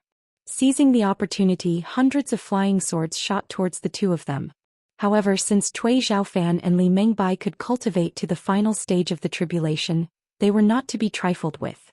How could they hesitate after suffering such an attack? Almost at the same time, they instinctively exploded their protective auras. Boom boom. Two loud sounds rang out like thunder. The water clouds within a radius of a few hundred meters in the sky exploded.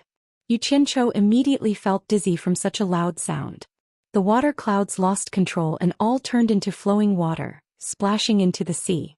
Yu Qianchou shook his head and regained his senses. His ears were still ringing, but he immediately realized that the two of them were staring at him like tigers watching their prey. He was immediately shocked and quickly summoned back the black flame flying swords to protect himself. However, what surprised him was that the two of them were staring at him with pale faces, but they did not make any movements. Yu Qianchou's face was filled with suspicion, but he did not dare to act rashly. He did not know what the two of them were up to. Moreover, his ears were still ringing, so it was better for him to slow down. Cui Zhaofan and Li Mingbai, on the other hand, were suffering in silence. Their divine senses had been severely damaged. Other than their natal primordial spirits, the divine senses that could be released had already been destroyed by Yu Qianchou.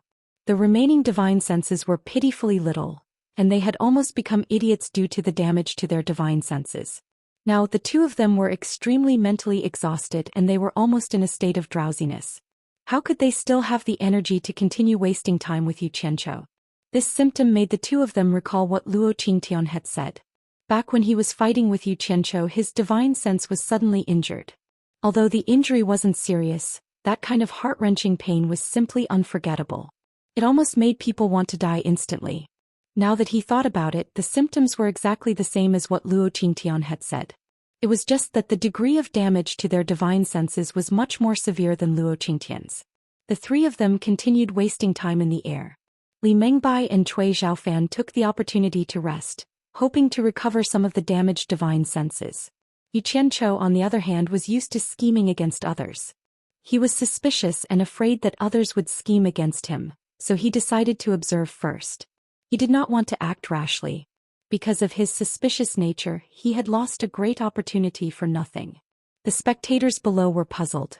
The battle had already reached this stage, so what was there to hesitate about? They were not going to persuade him anymore. Just end the battle quickly and end it quickly. What was the point of continuing to waste time? At this moment, a few disciples ran over from the small town. They quickly went to the spectator sects and reported something to the people in charge. The expressions of the people in charge of the Righteous Path's Fuxian Island, Moon Clan, Sword Clan, and Heartless Palace all changed. They looked at Yu Qianchou, Li Mingbai, and the others who were in a stalemate in the air. The people of the four sects exchanged glances and nodded. They shouted in unison, "Stop." As soon as they shouted, more than 10 experts in the final stage of the tribulation realm shot out from the four sects and blocked between Yu Qianchou and the other two. Yu Qianchou quickly looked around and squinted his eyes. He said in an extremely cold tone, "What? Could it be that the Righteous Path is colluding to deal with me?"